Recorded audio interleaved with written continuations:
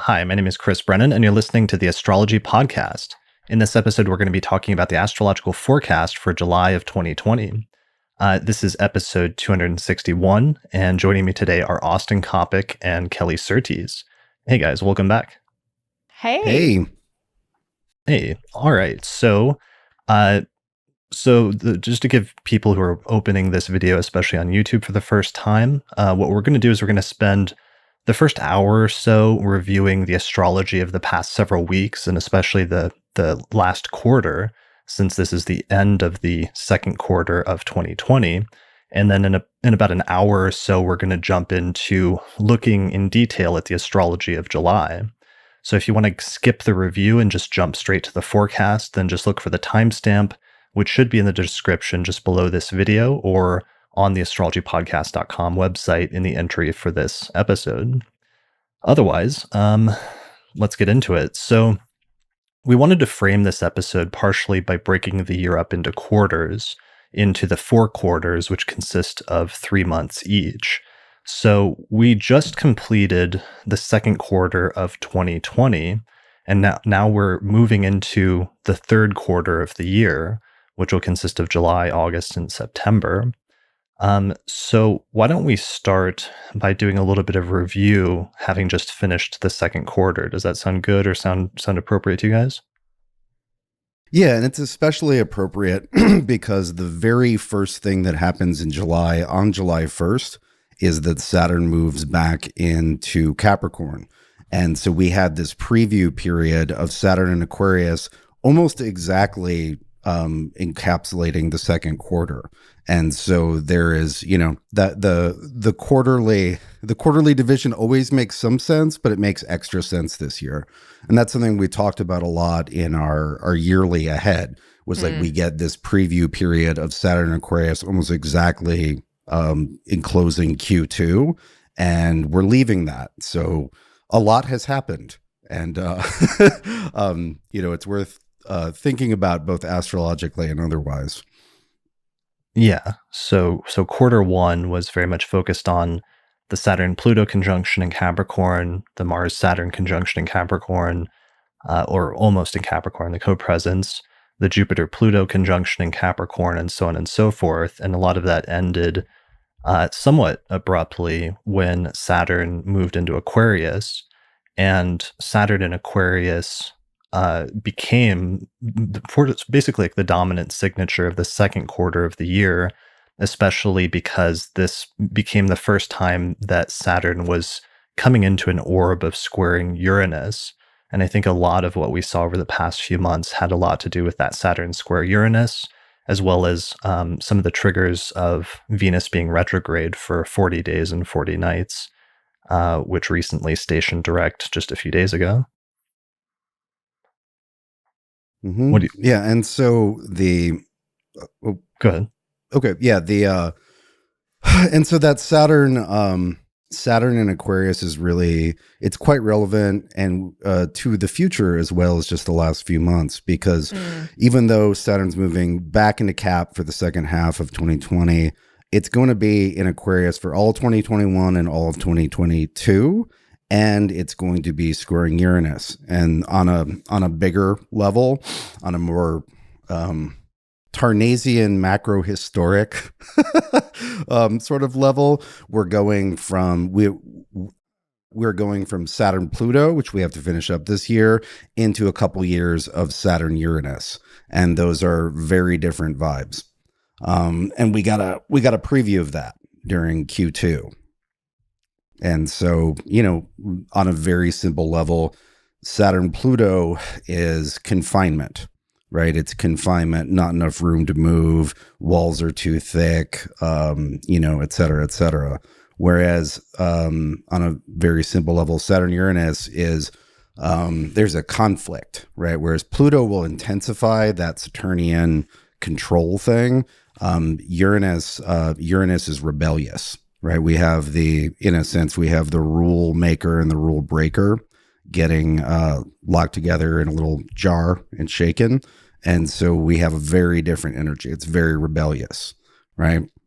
And so we saw a little bit of rebellion little bit of not feeling so patient with the rules as written and enforced over this last couple months, especially this last month.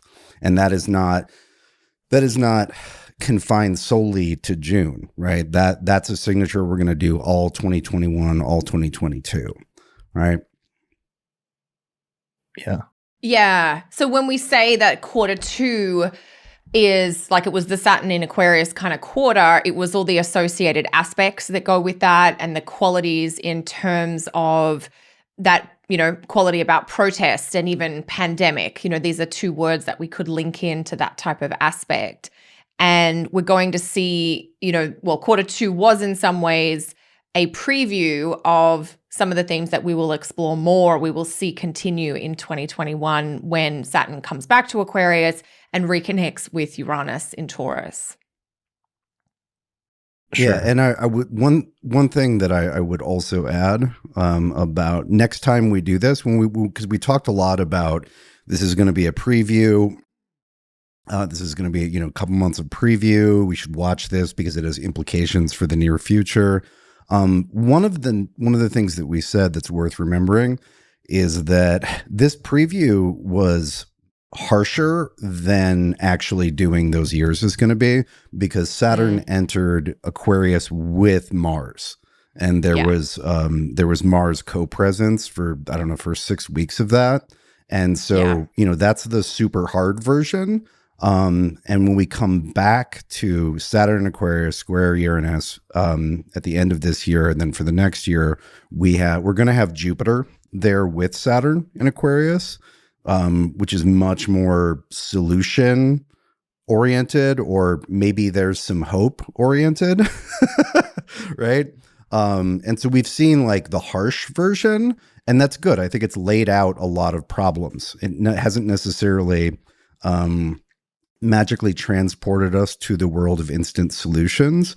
But the problems have to be laid out and recognized on a large scale level, well ahead of solutions. And so, I think that this preview did a good job of laying out some problems and getting people to recognize them. Yeah. I mean, oh, go ahead, Kelly. I was just going to say, with the Mars component that we've had, that's very unique, like the Mars, Saturn, Uranus sort of combination in second quarter 2020, we've had an incredibly inflammatory, we've had a very volatile, like sort of the most volatile iteration of that. And I think that's a great point to keep in mind that you're making, Austin, that, Jupiter is going to have, longer term aims in mind when Jupiter comes with Saturn, and it's less inflammatory and more, as you say, kind of solution, looking to solution in a I don't know what the best word there is, like a structured or a clear kind of way, less reactive, less with that heat. Yeah, well, Jupiter is always tries to help. Might not be able to, might not have good ideas. But Jupiter tries to be constructive. Yeah. Right? And so, whereas that's not necessarily Mars's first move. And it's, what's interesting is that there's a lot of Saturn story here. We're using that as the primary framing, and I think that's right. But will be, has been a very strong martial component to this story. We had the Mars co-present, basically sharing Aquarius with Saturn from, April 1st to the middle of May. And then, we got done with the Mars co-presence. And that was interesting because we had suggested that the Mars Saturn co-presence would time the period of like full total lockdown, and that things would start easing after that. And that ended up being the right timing trigger. Good on us. Right. But then after that, Mars didn't disappear, right? Mars went into Pisces and was like, Pisces is so gentle. There won't be any conflict here. But Mars was, deeply and importantly configured to our Venus retrograde story, right? Because what's interesting is we got done with the Mars Saturn co-presence mid-May. Within a day, Venus stationed retrograde in Gemini, and then that took us from mid-May until a day and a half ago. So that was really the second half of the second quarter.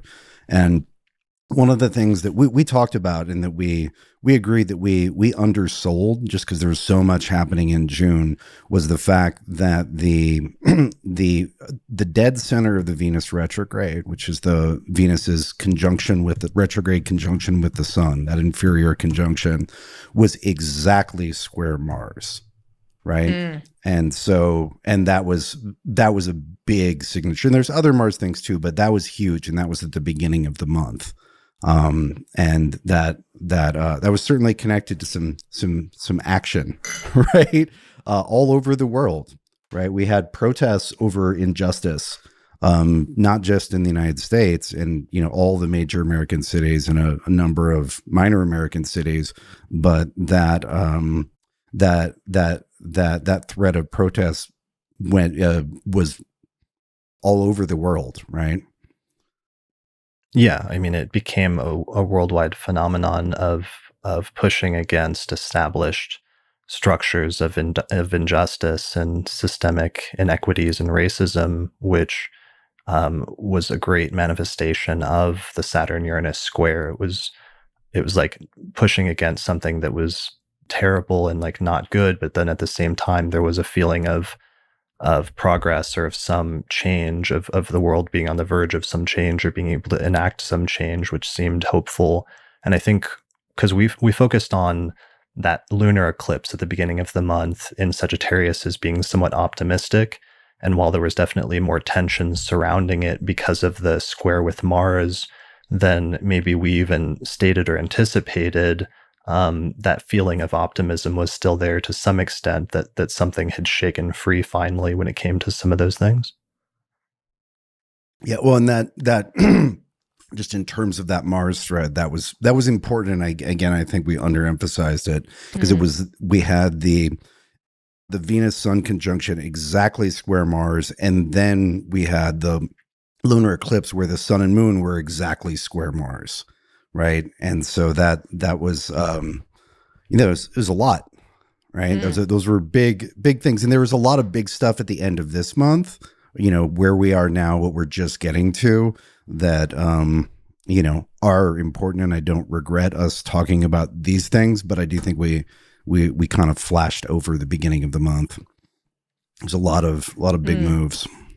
A lot. Yeah. In hindsight, looking at that first week of June, through the review mirror, it's like, oh yeah, there's like 3 different major Mars activations in a 4 or 5 day period, including that square to the eclipse. And that it just brings all of that heat, and Austin, in one of our pre-show chats, we're talking about Mars in Pisces and that idea of, the fight, but with Jupiter in Capricorn, it's the fight of, feeling something, very unjust or structurally unfair that is needing to be some heat raised about it, basically.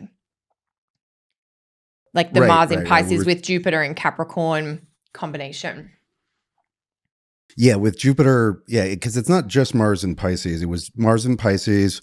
Pisces is ruled by Jupiter. Let's look at Jupiter, right? And so, we have, a lot happened in June, but the spark, right, was the unjust use of force, and that is Mars, right? Violence and force is Mars. And if we're looking at Mars, right, it's like, oh, it's in Pisces, but it's Pisces with its ruler being fallen, right? A planet that is in Pisces is ruled by Jupiter. It's supposed to be trying to do the right thing, to be just, compassionate, high-minded, all that good Jupiter stuff. But Jupiter's in a place where in Capricorn it is highlighting, and conjunct Pluto, it is highlighting in many ways its opposite. That's what Pluto does, right? It does the funhouse mirror to a planet. Be like, here is the opposite of justice, right? Here is the opposite of of well-run and ethical institutions. Yeah. Right. And so there was that connecting piece right there. One of the interesting things we were struggling with trying to delineate last month was like Mars in Pisces conjunct Neptune. And we were coming up with archetypal delineations of like some like walking into the waves with like a sword, or some indistinct like noxious gas or something like that. And so much of this month and so many of the images of this month ended up being images of like protesters getting tear gassed and things like that. And that ended up being a really interesting literal manifestation of that transit, which was in effect most of the month. Yeah. Totally. That was unpleasantly literal. And then we also had, such wacky events as Poland accidentally invading the Czech Republic. Well, what happened with that? Yeah. Well, Kelly, you probably heard more about that being a couple hundred miles rather than several thousand miles away. I didn't hear much about it, actually. I thought it was a hilarious, not hilarious, but it's just one of those weird, like, how does that happen kind of incidences. Yeah, there were some Polish forces that weren't aware of the border, or the border was badly defined. And they like took possession of a church, and people were trying in the Czech Republic, and some Czech citizens were trying to go to the church, and the Polish troops turned them away. But yeah, which is, technically they annexed a very small piece of the Czech Republic and then said, oops. But that's also, that's as Mars Neptune as you can get. Sorry, we accidentally invaded you. Right. Yeah, that's very literal. Let's see what else I was looking for one of the unexpected and really interesting developments that seemed almost like biblical was the tearing down of statues. Like, sounds like one of the most like old school delineations for something that I would read in like an ancient astrological text that you just think is like never going to be relevant again. And then suddenly it's relevant in this year with Saturn squaring Uranus, and literally the sudden destruction, the tearing down of these symbolic representations of historical oppression and things like that. That's such a brilliant manifestation, I guess, probably primarily of Saturn and Aquarius squaring Uranus again. Yeah, the symbolism. Yeah, I would kind of want to connect that to eclipse symbolism, because it's literally the eclipse is the face, the lights, the sun and the moon, especially the sun, are connected to the face or the visage of something, and to tear down a symbol, right, is very much like eclipsing an image. But it'd be interesting to look at there aren't that many. I think of during maybe 15 years ago during the Iraq business, when the statues of Saddam Hussein were taken down. It'd be interesting to look at and see if there were any similarities chart wise. If there are any other crucial statue moments that people can think of. But yeah, it doesn't happen very often. Yeah, it seemed really notable and like not just notable, but unique as a manifestation of some energies that were happening in the past month. Let's see, other review things, because I'm trying to go through everything else that happened over June. I mean, one of the things that happened with the eclipse, because the eclipse happened, just to share the chart again, this is the Planetary Alignments calendar that I showed for June, and we just had the middle of the Venus retrograde hitting very early at the very beginning of the month on the 3rd, and we had the lunar eclipse happening on the 5th in Sagittarius. But one of the things, of course, in the news, and one of the people that was mentioned in the last episode, Kelly, you had mentioned Breonna Taylor and her murder at the hands of police, and then there was a lot of discussion about her, an attempt to push her story more to the forefront of the news in order to seek justice for that. And that eclipse ended up coinciding with her birthday then on the 5th. And everyone was pushing to, get some sort of justice for that and to spread her name more at that time. And her name was sort of everywhere on that day. And it fell on her birthday on that eclipse then on the 5th, which was kind of stunning to see from an astrological perspective, as well as just, from a human perspective. Yeah. Well, that's that was interesting, right?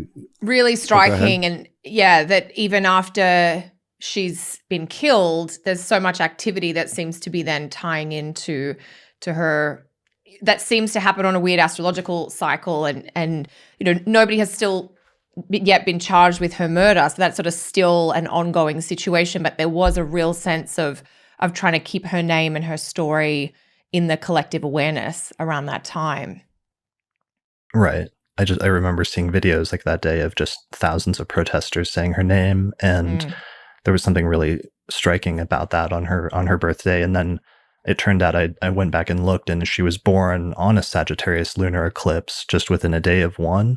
So I was just thinking about some of the deeper meaning of that from a astrological perspective, and something I'd seen before in other cases, like with Vincent van Gogh, that sometimes for some reason our charts can sort of echo on in eternity when we come up again in the future, even once we've passed away, for various reasons, when we still continue to be important to humanity or in consciousness for some reason.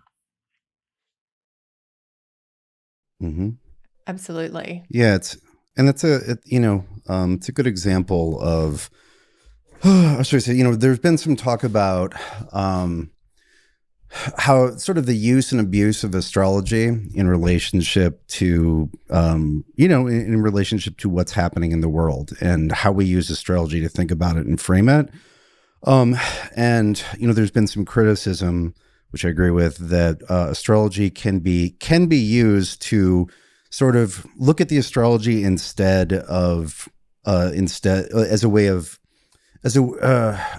a form of pathological distancing from the world, but astrology can also provide greater depth of immersion and understanding, right? And I think that, like, seeing, you see Breonna Taylor's chart and birthday and the events of this year, her murder, the seeking for justice, all of that, like, the astrology folds into and deepens that, right? That's not a way of ignoring her. It's actually a way of, it becomes, there's even more there with astrology. And, that's one of the things that, at the beginning of June feels like a million years ago. That was one of the things that came up and that I thought a lot about, and, how to make sure that we're using astrology to, stay in touch, even better, rather than, using it to ignore things. Yeah. Or being sort of like glib about it and like looking at something inappropriately or even putting the wrong spin on it. Like, there's certainly sort of the potential to make errors or to do things in a not tactful way anytime you're doing that. But also, astrologers also sometimes, even in their personal lives, are able to see a greater sense of like meaning and purpose when they approach things from that perspective. And that's often why they're trying to approach it from that perspective, even if sometimes it runs the risk of over intellectualizing something that needs to be felt on sort of like a heart level. Yeah, and it's tricky because getting distance from things is sometimes very helpful, right, on a personal level. And then sometimes it's exactly the opposite of helpful. And so there's not a simple answer which is just always do it this way. It's I think as an astrologer, it's something it's an open question, and you just leave that question open and take every situation and conversation on a case-by-case basis, right? At least that's what I think. That's how I feel about it. Sure. I mean, for me, I remember back when my younger sister passed away, like looking at and seeing her chart and how some of the eclipses had tied into the circumstances surrounding her death was helpful for me as like part of my grieving process. So that's one of the reasons I understand and relate when astrologers sometimes jump there, even for celebrities when they're trying to like seek meaning or answers for something, and have some sympathy, even if sometimes they stumble or don't do it as like well, perhaps as they could or should. Yeah. Okay. Where in terms of review, I mean, should we go from here? I think we did definitely want to just emphasize in terms of quarter two, it's like we went into quarter two with this huge feeling of like restriction and fear, and the pandemic numbers were shooting up and the death numbers were shooting up. And a lot of that was coming off of the huge set of conjunctions that happened in late Capricorn and then early Aquarius. Then we moved into Saturn and Aquarius, sort of weird internet zone where everybody was isolated and yet seeking connections with each other as best as they could through technology, through things like Zoom, like we're doing right now, and other things. And then as we correctly sort of assumed, things began to loosen up, and there was this push for a lessening of the restrictions in May once Mars departed from Aquarius and completed the conjunction by sign with Saturn. And we started also to see some of the Saturn Uranus conjunction square coming out, because then there was also some initial sort of small protests of people like protesting against the quarantine restrictions and things like that. And then Venus went retrograde, and then we saw a second and much greater and much more significant wave of protests focusing on racial injustice and systemic oppression and things like that in June. Again, still probably really tied in with the Saturn-Uranus square and to some extent maybe the Venus retrograde and then the eclipse that took place in Sagittarius. And that's, I think, one of the points that we wanted to make was just a lot of that, or some of those themes, like that Saturn-Uranus square didn't even go exact yet. It's just the Saturn-Uranus square coming into orb, and we won't get the first exact square until sometime next year? February. Yeah. February. 2021. So February 2021. Yeah. It gets activated pretty immediately next year by Mars. Again, our buddy Mars. Yeah, our friend Mars is going to take on an aggravational role in 2021. Or persist in an persist with role. That. Yeah. One of our July topics, of course, will be Mars in Aries, the first of 6 months of Mars in Aries. Yeah. July comes in pretty hot with some planetary changes right at the top of the month. Yeah. And so do you guys want to transition right there, or are we ready to transition to July? Or should we focus more a little bit on the future?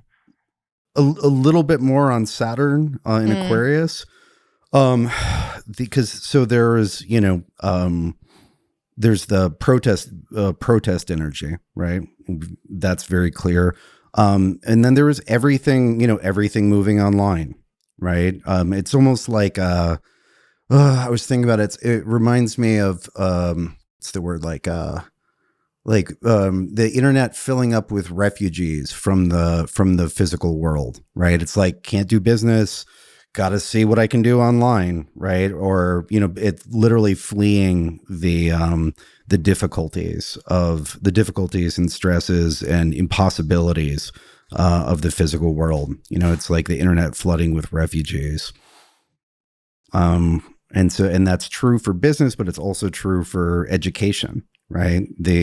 All of the institutions of higher and lower and medium and non-vertical metaphor education, everybody's gone online.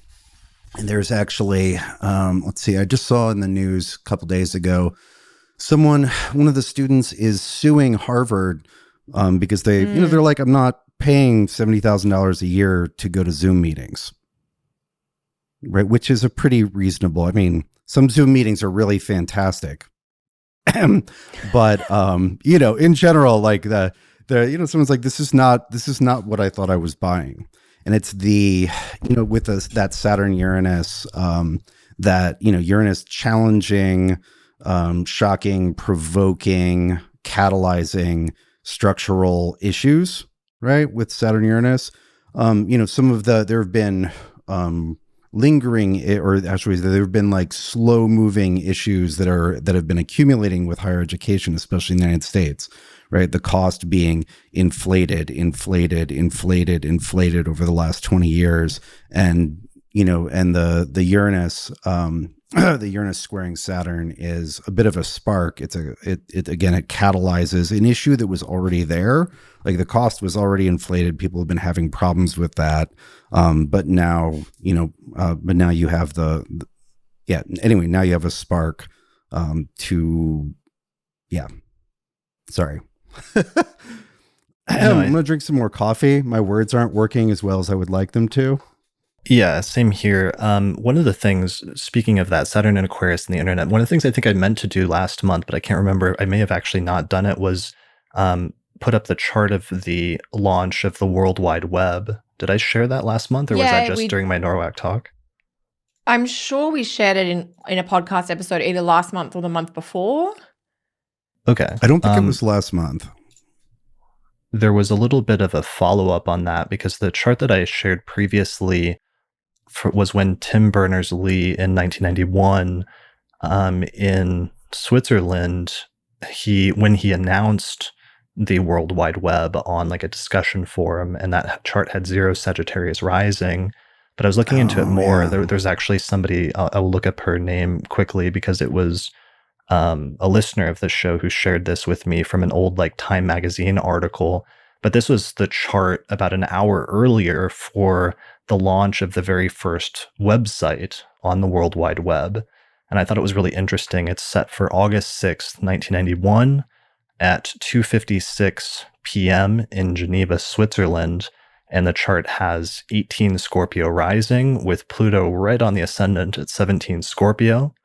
There's a little stellium in Virgo, with the midheaven at 2 Virgo, Mercury at 5 Virgo, Venus at 6 Virgo, Mars at 13 Virgo, a Sun-Jupiter conjunction in the 10th whole sign house, the moon in Gemini in the 8th, and Saturn placed at 2 degrees of Aquarius in the 4th whole sign house. So I'd been like emphasizing and talking about this a lot. Originally, actually, Sam Reynolds was the one that shared this chart with me for an hour later, basically when this guy announced the World Wide Web and the existence of it. But it means that part of what we've been seeing in the second quarter of 2020 is the Saturn return of the internet. And it's been interesting seeing how some of these themes and trends were already happening. It's like people were already using Zoom, and people were already using online forums or taking classes online and other things like that. But what happened is like a crisis, which is suddenly accelerating the adoption of some of these things.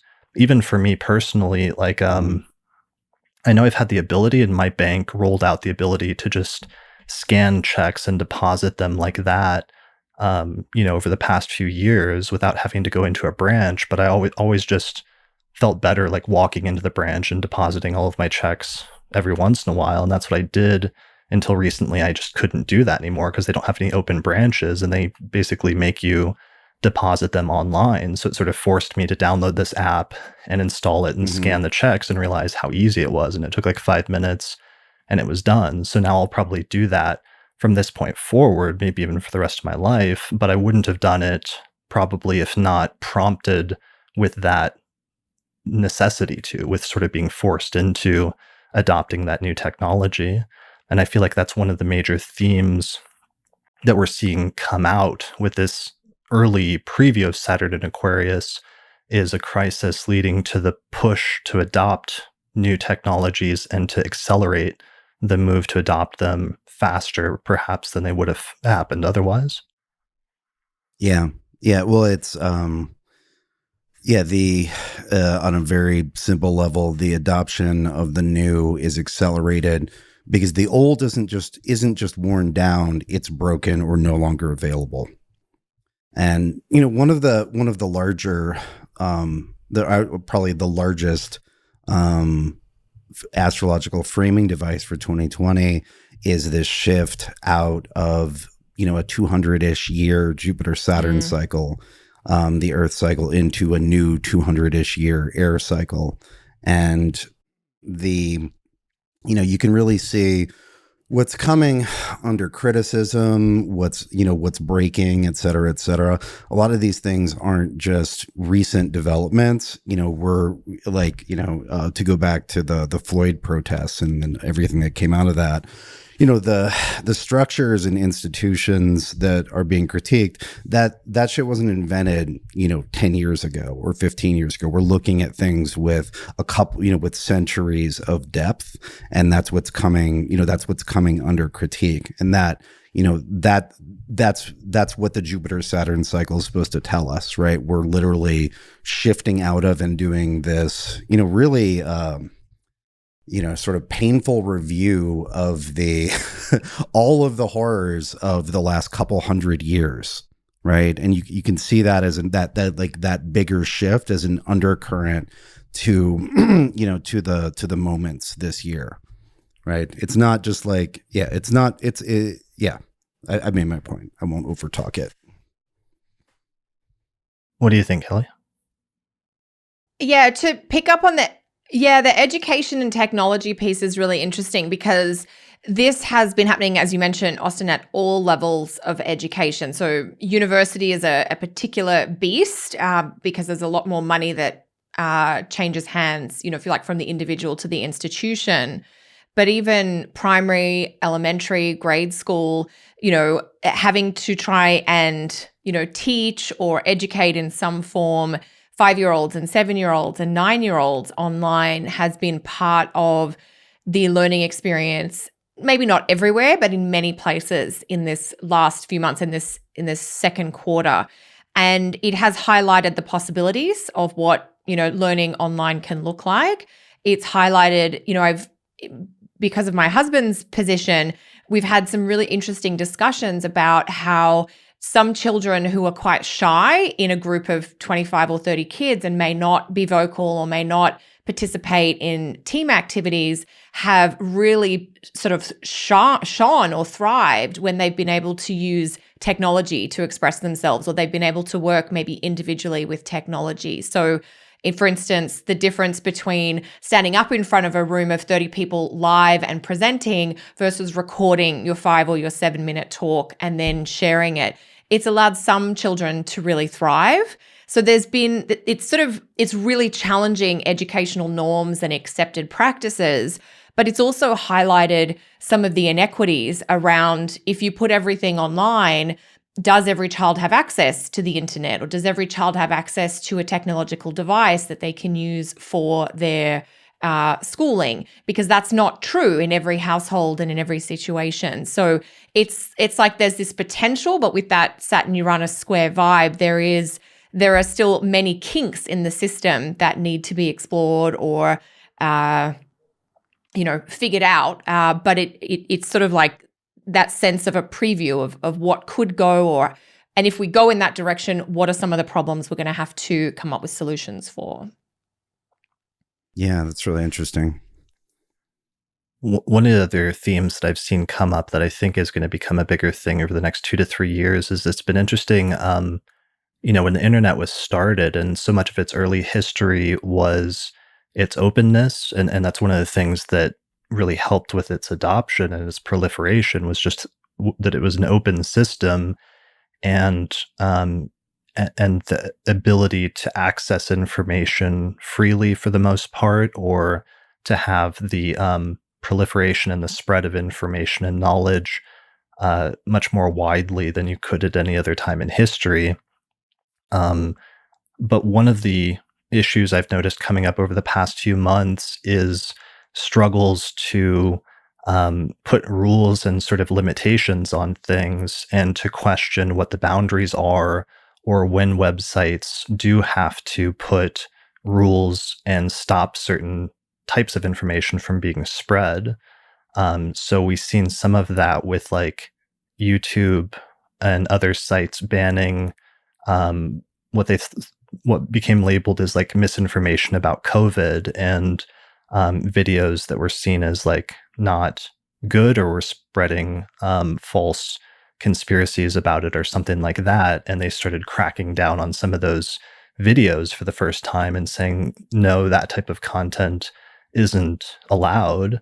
And while I didn't have personally like much objection to that, I could see at some point, if that becomes a broader theme as part of Saturn in Aquarius and the first Saturn return of the internet, if astrology couldn't end up sort of in a problematic place on some of these sites as well. Like, at what point does astrology, which is usually labeled as a pseudoscience, run up against attempts to control or stop the spread of disinformation if it gets labeled as such? It's one of the things that made me a little bit nervous about that trend towards, trying to stop the flow of misinformation.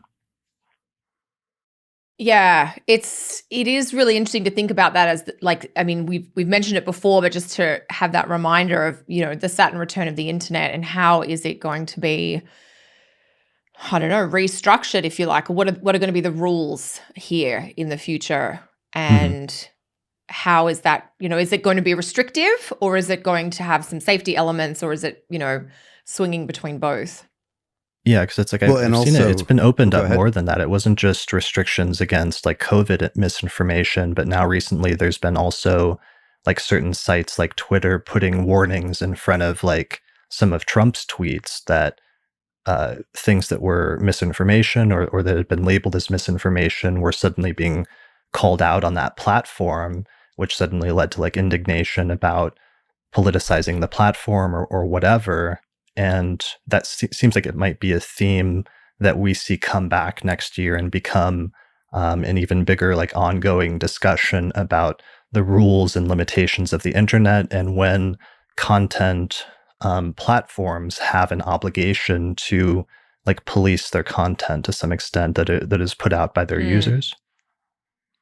Yeah, I think that's a good call.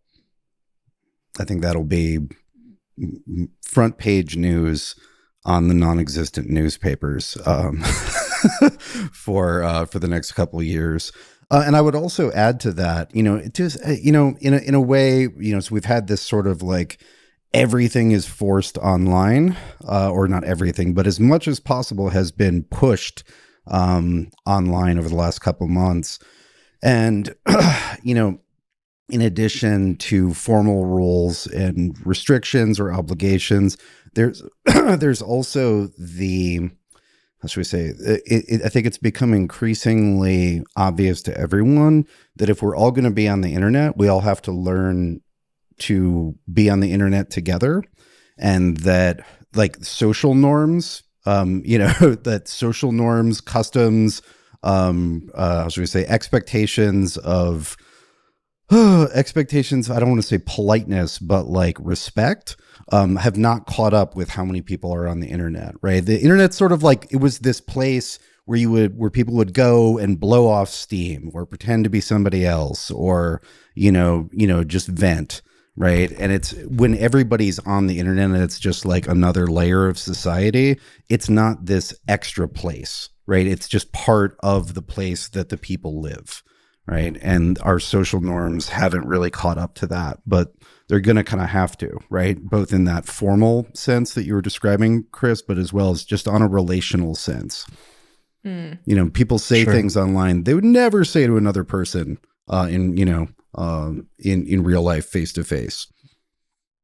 Right. As the internet becomes more of not a secondary, like minor means of communication, but in some instances as our primary or only means of communication and interaction with the outside world or with whatever our community is at large, like one's identity maybe becoming more relevant in terms of that. Yeah.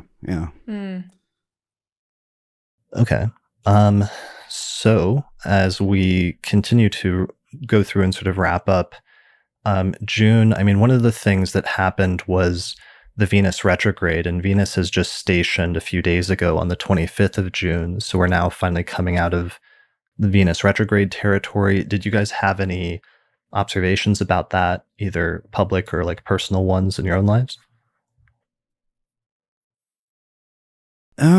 I have a hilarious story that I told you both privately that I'm not going to tell. Let's just say that there were there was some hilarious romance gone awry moments with Kate and I. We'd planned a very nice evening, and hilarious Venus retrograde things happen that I will tell anyone in person if we ever go to another conference again.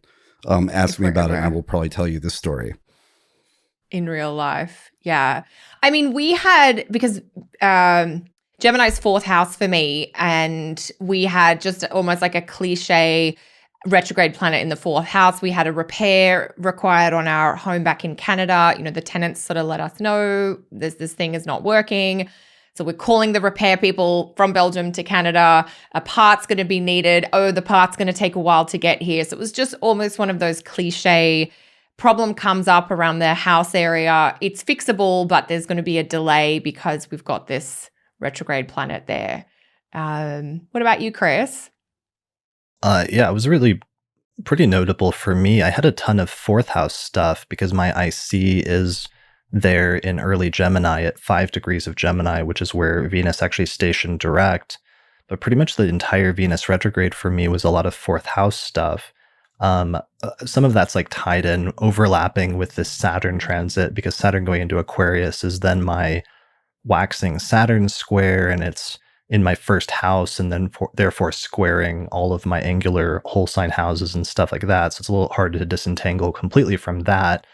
But as some of the fourth house IC things I was having was like learning more about my father who passed away when I was very young, and like what his life was like and background, and hearing more about his life story from initially my mother, but then randomly late in the Venus retrograde, my uncle, who was my father's brother, who had only seen like one other time in the past 20 years, about like 12 years ago, just decided to come out to Colorado for a vacation a couple of weeks ago. And he brought like his two children, who was like his daughter and his son. So I met my cousins for the first time ever. And yeah, that was really weird. And then was able to talk to my uncle more about my father and learn more about him. And it was very Venus retrograde stationing on my IC. At the same time, my mom found the birth certificate of my older brother who passed away in infancy. And it was one of the one birth times of my entire family that I'd never had. And she just randomly found it somewhere just a few weeks ago or a couple of weeks ago. Again, Venus stationing on my IC and like completing that last piece of like my family tree astrologically. Weirdly, and this is funny and more relevant for the podcast, Venus stationed direct in the day that the lunar eclipse happened in Sagittarius. It was at 15 degrees of Sagittarius, and it was conjunct my Venus at 15 degrees of Sagittarius, and that's the ruler of my fourth whole sign house. And just outside my window, they started taking down the scaffolding where, starting last August, they had put up this scaffolding and then very loudly had been doing construction on my walls just outside my window for just months and months and months, from 8 o'clock in the morning till 5 o'clock at night, 6 days a week. And you could hear the clanking and the drilling and stuff on some of the episodes of the podcast, going back to, I think, our forecast in like August or September, when they first started doing the construction randomly during our episode. And all of a sudden, with that Venus retrograde stationing on my IC and the eclipse happening on the ruler of my fourth, suddenly that ended and it just like dissolved outside of my window. And suddenly I can like see outside the window again for the first time in almost a year, which was pretty insane. Quite revelatory. It's so good. I know that's been torturing you, and it ruining a lot of sleep for you and Lisa. Yeah, like we basically were just not getting sleep, and it was rough for almost a year now. So having the Venus retrograde, removing some of those things and sort of revisiting that and remembering what it was like to like be able to look outside the window was a nice thing that happened. And it was initially making me a little bit nervous about seeing the fourth house significations come out more with Venus retrograding in the IC sign, and thinking about the fourth quadrant house and that whole issue about quadrant versus whole sign houses. But it's really complicated just because I'm in a 12th house perfection year. So if you perfect from Gemini, which is the sign that contains my IC, it then goes to Taurus. So Venus gets activated as the ruler of the year relative to the IC sign. So it's like not as clean as I would like it to be. And there's like overlapping reasons why that Venus retrograde would be so important in different ways for fourth house things, in addition to the lunar eclipse on my natal Venus. Yeah. Well, I mean, Venus rules your fourth, right? So big Venus action, fourth house action. Right. Yeah. Not a great example, but in some ways it's a great example in the sense that regardless of which house system, or style of house system you used, it would still point to fourth house things for you. And you kind of got all of it, right? Home and family. Right. Yeah. And then speaking of, because, finding the chart of my brother was wild, because then there was this Jupiter transit that went exact in his chart, where it was like transiting Jupiter, hitting the degree exact to the minute of the ruler of his ascendant, the day that I got the birth time. And again, that theme, or that idea of like your birth chart living on even after you die, because you still live on in other people's memories in some way, or other people's consciousness. And when that comes up again, your chart getting activated for some reason. There's a whole like aspect to that in astrology that I'd really love to explore more, although obviously it can be very hard to research. Yeah, I mean the piece about family history is really relevant, and I had a couple of things on that front, Chris, that you're speaking to, and it sort of reminds me this time around too. This Venus retro in Gemini did have that Mercury rulership in Cancer, like particularly in June. Towards the end of the Venus retrograde, I called up two of my aunts who were mother type figures for me when I was a child, and I was calling them up, and I said to each of them, I have this memory of a story that you told us about our grandparents, and I don't know if all the details are right. And can you confirm for me, the specifics? And so there was one memory that I had when my grandparents got married. My grandmother's Lebanese and my grandfather's English. And I remember being told that when they got married, neither of their parents attended the wedding because it was, and I couldn't remember why. And I'm like, was that true? And why didn't they attend? And so, I was able to get clarification about it was my grandfather's parents that didn't attend, but my grandmother's parents did. And it was because of religion, although ethnicity played a role in there as well. So it was just that sense of like vague family memories. And I was like, I want to clarify this, and, calling up. And then luckily we do have these sort of family historian type aunts in the family who were able to say, well, this is exactly what happened and this is why. And so it was really interesting to get that sense, and for me, it was fourth house in whatever house system you use. It would be, I've got a Gemini IC too, but it is in the whole sign fourth as well. So going back, not even to my parents, but into my grandparents' experience. So that's been really interesting. I love that. That's really good. So you were able to clarify the reasons basically why, or who was there and why? Why? And I thought it was both their parents that didn't attend, but it was just my grandfather's English parents that didn't attend. So my grandmother, who's Lebanese, her parents came. She was Catholic, and at that time in Australia, in the the earlier part of the 20th century, being Catholic was apparently quite a scandal, or it certainly was to my grandfather's family, who are English, who were Protestant, and very anti-Catholic. So it was just interesting to get some of those religious themes coming through. And, my aunt said, grandma being Lebanese wouldn't have helped the situation. So there was a little bit of that ethnicity immigrant component as well there. So it was just interesting to feel like unraveling these little threads of stories that I'd heard and what was actually true and what were the reasons for it. So I'm really happy about that, because it's now started a dialogue around helping me better understand, my family ancestry, going back more than just, mom and dad, which is super interesting. Was that something interesting for you this month with everything going on, and a lot of the discussion and reflections this month about race and like racism, and realizing that some of that was in your family history in terms of tensions with family members maybe not showing up due to reasons like that. Yeah, it did make me question what is in my own background in regards to this. And I feel like there's still a lot more that I need to understand. But certainly trying to understand, because I've always felt a real affinity with the immigrant experience, and reminding myself that, both my grandparents are immigrants. I mean, they're Australian, so they are immigrants. They're not native Australian Aboriginal. They're not First Nations. They've come from somewhere at some point, but, to find out the reasons why. So I still have more questions to go back. So just to understand, I'd heard different experiences about my father being bullied for his ethnicity growing up. So just wanting to understand a little bit more about the nuances there. So that has been, I guess, a personal experience of some of the collective energy. Yeah, definitely.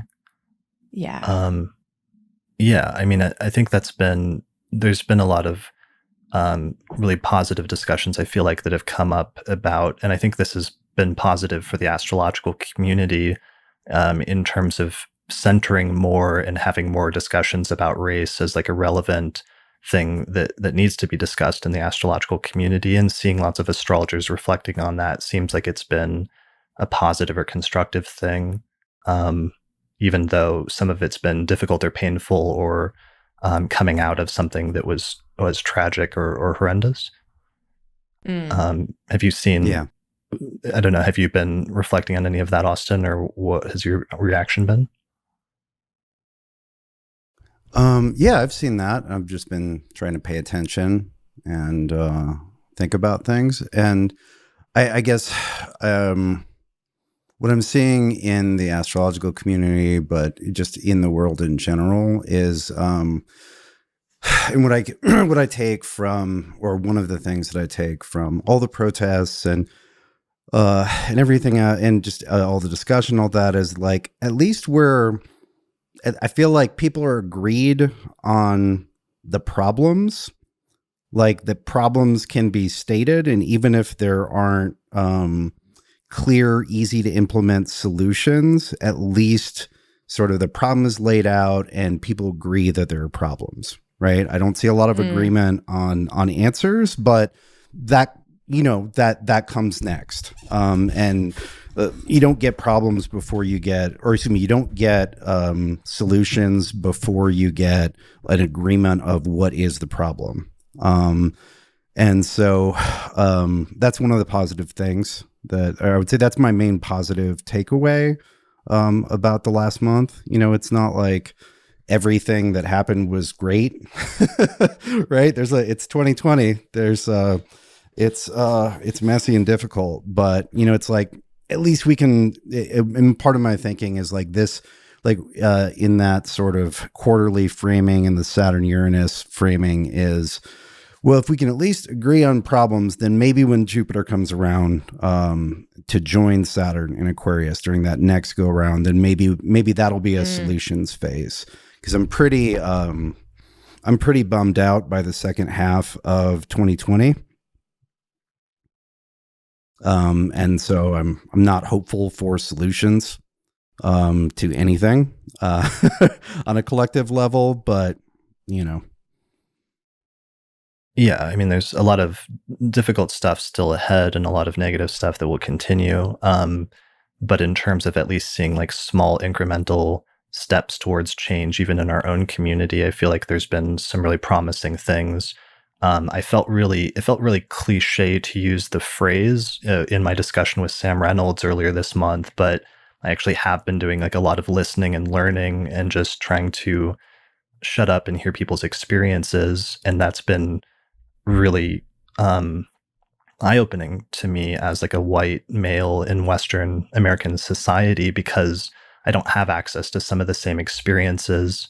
And while that's like obvious, like we know that as astrologers on some level intellectually, like hearing other people's stories and struggles with things like racism is really an important element, that if you're not subject to it or you don't experience it, you need to be able to hear those stories directly from people in order to fully understand the scope and the extent of the issue.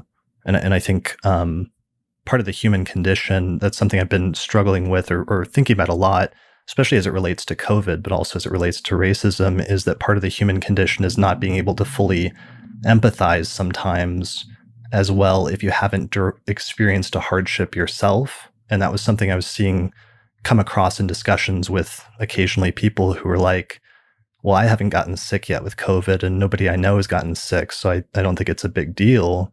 Like if they weren't directly impacted by it, it wasn't as real for them in some tangible sense. I was almost seeing like a similar thing when it came to people having that as like a blind spot when it came to issues of racism. So that was one of the positive things to me where I felt like there was some change in terms of people paying more attention in the astrological community that seemed like a positive development in a good direction. Did you guys feel like you saw some of those discussions as well, Kelly?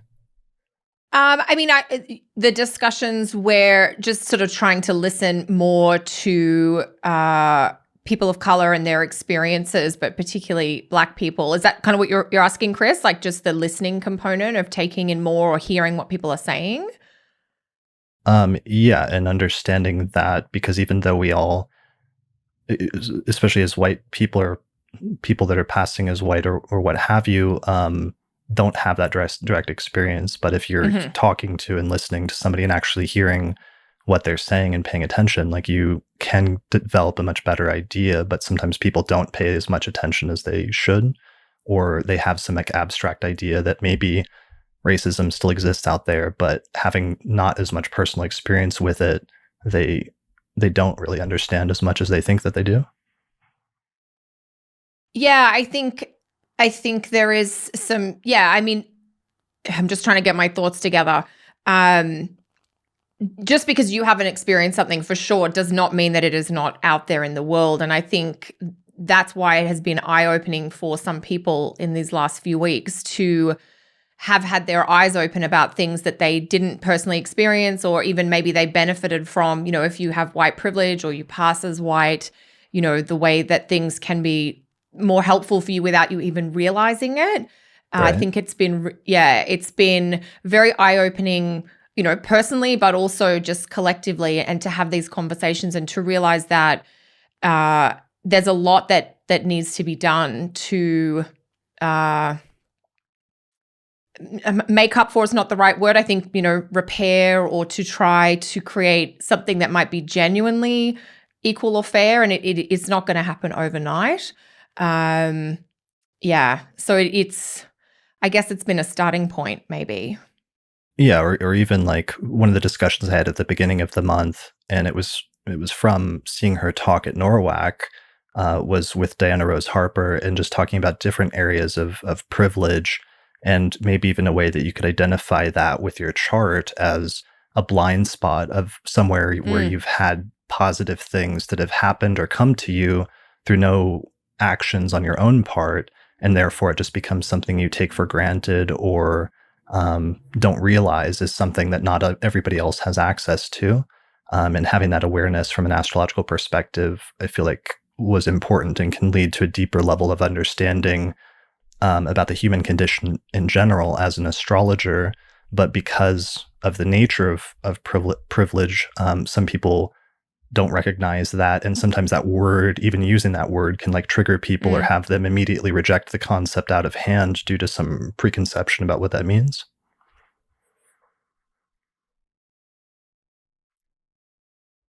All right. So should we transition into talking about how far through this are we? We're what, an hour in? We're about an hour in. I said we would transition into talking about the astrology of July. We've got to do a number of news and announcements first. So is this a good maybe transition or stopping point to do that? Yeah, I just wanted to say that that point was really interesting, and that's about like just knowing your own chart means knowing where the benefics and the malefics and all that are. Like, if you know that and you read for other people as well, like where you're lucky and where you're not, where other people are lucky and where they're not, and that's That's a nice thing about spending a lot of time with astrology, is that it disabuses you of that notion that like your normal is everyone's normal. It's like, no, that's Right. normal for you because you have a Jupiter Venus conjunction in that house, right? Whereas that's not normal. If you look around, you'll see that that's abnormal. And in many ways, figuring out how we're luckier and unluckier than the average person is part of what astrology is. We've got all these assumed things that are similar, like everybody can get sick, everybody will die, everybody has some good days and some bad days, but where are the deviations from the baseline? And astrology is great for that. And that's interesting to think about in that larger sense that you were describing. Yeah, just because it can be so hard for people and you don't realize it because it's a blind spot to otherwise realize those things that you take for granted, and that's a whole class of things that because you take them for granted, you can't sometimes identify as unique until somebody points it out to you. And often that ends up being, for me, that was something I was struggling with, and I did in an early episode with Ben Dykes. It was like episode 19 or something like that, on subjective versus objective reality, where I was continually running into this issue of clients of just them not being able to analyze their lives objectively because they didn't have like an objective standard to compare it to necessarily. Whereas as an astrologer, having seen like hundreds of people with different charts and different life setups, you could easily see how this person's life was different in certain areas, and they had certain instances of, let's say, privilege or whatever the opposite of privilege is in different areas, and they were taking both for granted. Like if they had something really positive in one area, they would take it for granted that everybody had that positive thing. Or if they had something really negative that was a hardship for them or a shortcoming or something that was unfortunate, they would sometimes universalize that and just take it for granted that everybody deals with that. Or it's like everybody has a bad relationship with, let's say, their parents, if that was the area where they struggled with, not knowing that some people, it's like the exact opposite or what have you. And you can apply that to any area of life or all 12 of the houses. Yeah. All right. Well, so why don't we move on? There was some stuff I wanted to make sure that we mentioned because there's a lot of like news and events and community things happening. One of the biggest things that's happening in July that I wanted to be sure that we gave a shout out to is the Queer Astrology Conference is happening July 10th through the 12th. And this is going to be an online conference that anybody can attend. It's got an amazing lineup of speakers and a great core group of organizers. This is actually going to be the 4th conference that they've organized. Austin, didn't you attend like one of the early ones, or? Yeah, I attended the first one. It was the very first one. Okay. It was in San Francisco. That was back in the other universe of, I think, 2012, 2013. Okay. And when the world didn't end. Right. Yet another apocalypse. I was the back then I was the president of the Association for Young Astrologers, following you. And we promoted it, and it was just more than down the street, but it was local. So I was there. Nice. And it was great. And so are they doing every 2 years? Is that it? Or is it a little bit more informal? I think it's a little bit more spaced out, just depending on like time and circumstances and who's organizing. I did an interview way back in episode 83 with Ian Waisler, who was the original, I think, like head organizer of the first Queer Astrology Conference, and some of the follow-ups, including there's a really great compilation of papers that they published afterwards that I really loved that Ian edited with Rhea Wolf. And we talked about that a little bit in episode 83. But the other ones have been a bit more sporadic. It seems like there's a newer and younger group of people that's really taking charge and organizing this one. And I'm kind of excited about how they're doing it, both in organizing bringing in more young people and bringing in a diverser audience, but also trying to diversify the lineup of talks and the topics as well. There are a lot of talks. Yeah, the speaker list. Yeah, it's a lot. Sorry, Austin, go. Oh, it's just, I was just comparing it in my mind to that first one where, I mean, it wasn't that the lineup was empty. There were just maybe, I don't know, 6, 7, 8, definitely under 10 speakers, where it seems like there's a lot of talks and a lot of people this time. It seems like it has grown. Yeah. So you can find out more information about that at queerastrology.com. And they've already got registration up. There's a really great lineup of speakers.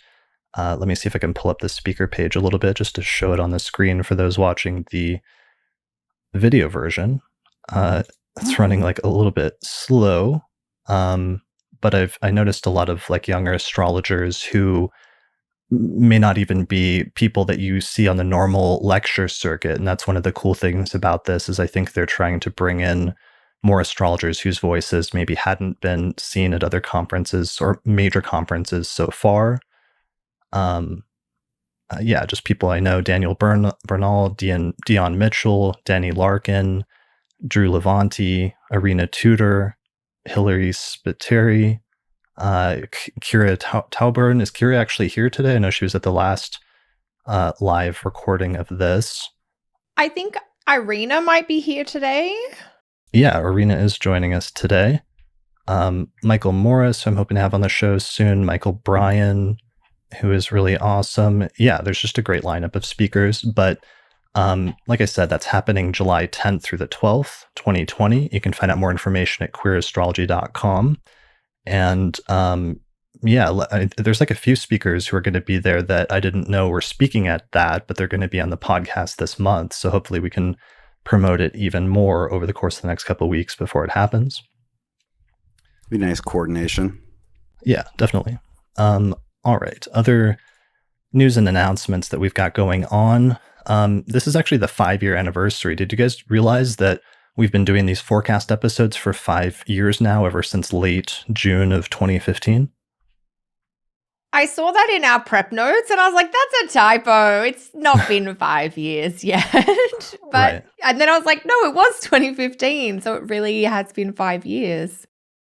It feels like 5 years. Does it?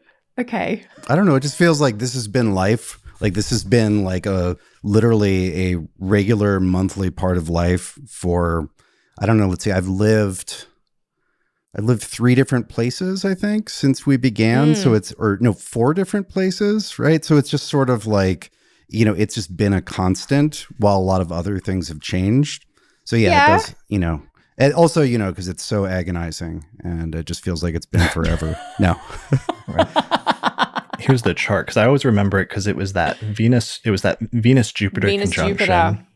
Yeah. It was that Venus-Jupiter conjunction where Venus was getting ready to go retrograde, and then it would fall back towards Jupiter. And I remembered that summer because that was the summer where we always associate, a lot of astrologers associate that Venus retrograde with the Supreme Court decision in the United States on same-sex marriage that basically legalized it with that Venus retrograde conjunct Jupiter in Leo. And that happened to be, it was like Kelly, you and I had just started doing a bunch of episodes together after hanging out at Norwalk for one of the early times. And then we just started doing the forecast like the month before after coming back from Norwalk and having the idea at that conference. And we'd done one of them. And then we were getting ready to do our second forecast. And Austin happened to be visiting for a tarot conference that he was speaking at in Denver that weekend.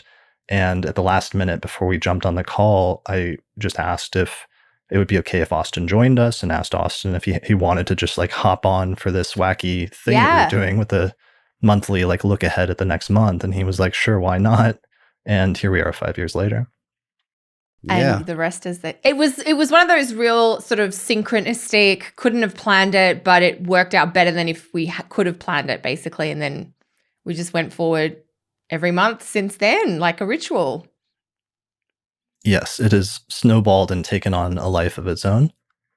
Yeah, Yeah. That it So has. really has. that's one of the other So new. if we were together in person, if we weren't social distancing, we could have cake, but we'll have to all do that separately. Yeah, maybe some virtual cake later after the episode is over. Other stuff I wanted to mention, there is a translation project that started recently for ancient astrological texts that's kind of new and innovative and interesting, and I wanted to make sure I mentioned it. It's called the Horoi Project, Horoi, which is like a Greek term, which means like the hour, sort of like the hour marker, or the original term for the ascendant.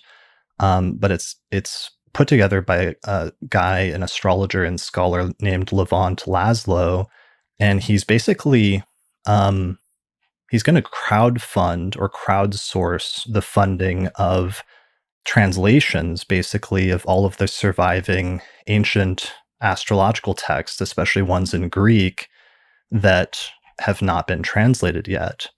Because, of course, Project Hindsight ended prematurely and didn't finish its sort of mandate of translating the surviving corpus of astrological texts. So there's a lot of work left to be done. So Levant basically he recently went through college, and he has or is about to finish his PhD in classics and in the study of ancient texts. And he's especially trained in studying ancient Greek manuscripts and translating texts from ancient Greek into English. So he started a Patreon page in order to fund this. And basically, if we can get it funded, especially between now and September, he's just like translating stuff, and then he's immediately publishing it on his Patreon page. So he just released the other day this amazing translation, and I believe it's actually public. So whether you're signed up for the Patreon or not, this amazing translation of Julian of Laodicea's instructions on how to use or interpret the astrological elements in inceptions. So it's basically this Greek text that gives a bunch of rules and a bunch of aphorisms for Hellenistic electional astrology. And it gives some really cool stuff, including some different rules on like eclipses and what eclipses indicate, what the nodes mean, and different things like that. Like a lot of stuff that I think you guys would be really interested in. Here's one passage. It says, "When there's a solar eclipse, the change will happen because of the decease of a powerful person, but when it's a lunar eclipse, because of some common experience or the death of a woman." Yeah, so it's obviously it's like an ancient 5th century astrological texts, but there's a lot of really cool stuff in there, and so I wanted to give people a heads up about this. You can find out more information just by going to patreon.com/Horoi Project, and I'll put a link to that in the description below this episode, either below the YouTube video or on the description page for this episode on the astrologypodcast.com. But pretty That's awesome. pretty cool, huh? Yeah, I didn't know about that. That's great. That looks amazing. Shower him with cash, monthly cash. Yeah, basically, because if we can get him funded, like he's already cranking out a ton of texts over the past few months, and I believe this guy will actually go through and finish translating everything that is left to translate, and he's already making great headway so far. So that's Awesome. exciting in terms of the ongoing project to revive the rest of ancient astrology. Other news, I didn't write this down, but a jury is still out about ESAR conference in September of 2020. Do you guys think we'll be meeting up in person? No, No. definitely not in person. And I'm surprised that call has not been made already. I think they should leave it till next year, but it's not up to me to decide. I think the big thing I heard is just the conference, the hotel may still be keeping them on the line for like a huge amount of money, where if they pull out, if the conference pulls out first, they owe the money. But if the laws are still in place that don't allow large gatherings in Colorado past a certain date in July or something, that then it's okay and they can get out of That's it. But right. There's a still financial reason. Yeah. The discussion has shifted to whether they should do a fully online conference, a big online conference in September, or whether they should move it and just try to wait until sometime next year and try to reschedule an in-person conference for sometime in 2021. And I know that they sent out some sort of poll or something to their membership a few weeks ago. Did either of you guys take the poll? I took the poll. You took the poll. Yes. What was your vote? Can we ask you your vote, or is that like Yeah, private? of course. Yeah, Okay. I feel like I'm comfortable to share this particular vote. My preference is that they hold it over to try and do an in-person event in the second half of next year. You know, if people can commit to September obviously works for them. I personally prefer to connect in person when it is safe to do so. So for me personally, I'd rather wait and see if that's a possibility. It may or may not be. You know, we haven't looked at all the detailed astro of next year yet, but I'm happy not to do it this year for sure. Yeah. But Okay. we'll see. I- Did you I take the quiz, concur. Austin? Yeah. The You're happy quiz. not to do it this year? No, I passed the test. You passed the test. No, I didn't. I didn't.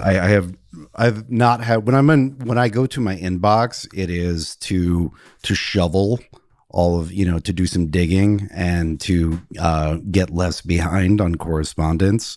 And so no, I'm not like okay, there's that. What I took from that was like, oh, the question is still open. Yeah. I wonder what they're going to do. But maybe I should vote if it's still open, because I think in person later would be nice. Yeah, if it can happen, it's just hard because we don't.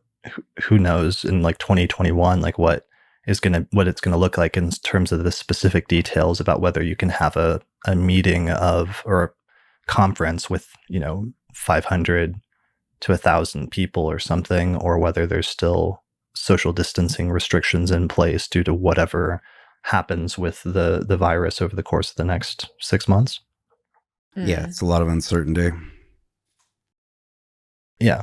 All right. So that was one of the other news announcements. Final piece of news and announcements is our friends at the Honeycomb Collective Personal Astrological Almanacs have just dropped in the past few weeks this update of version 2.0 of their personal astrological almanacs. And what was really cool and what I love about their company, aside from them, for full disclosure, being one of our sponsors for this episode, is they sent out updates to everybody who had already purchased the almanac months ago that gave like this new add-on that they just released to the almanac, which includes like a ton of new stuff, like new monthly overviews, void of course moon times, solar return charts.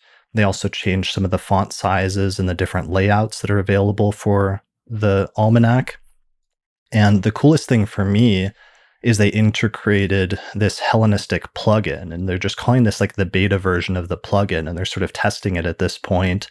But it has a ton of cool Hellenistic and traditional concepts integrated into it, including this really cool visual zodiac releasing layout. Can you guys see this on your screen?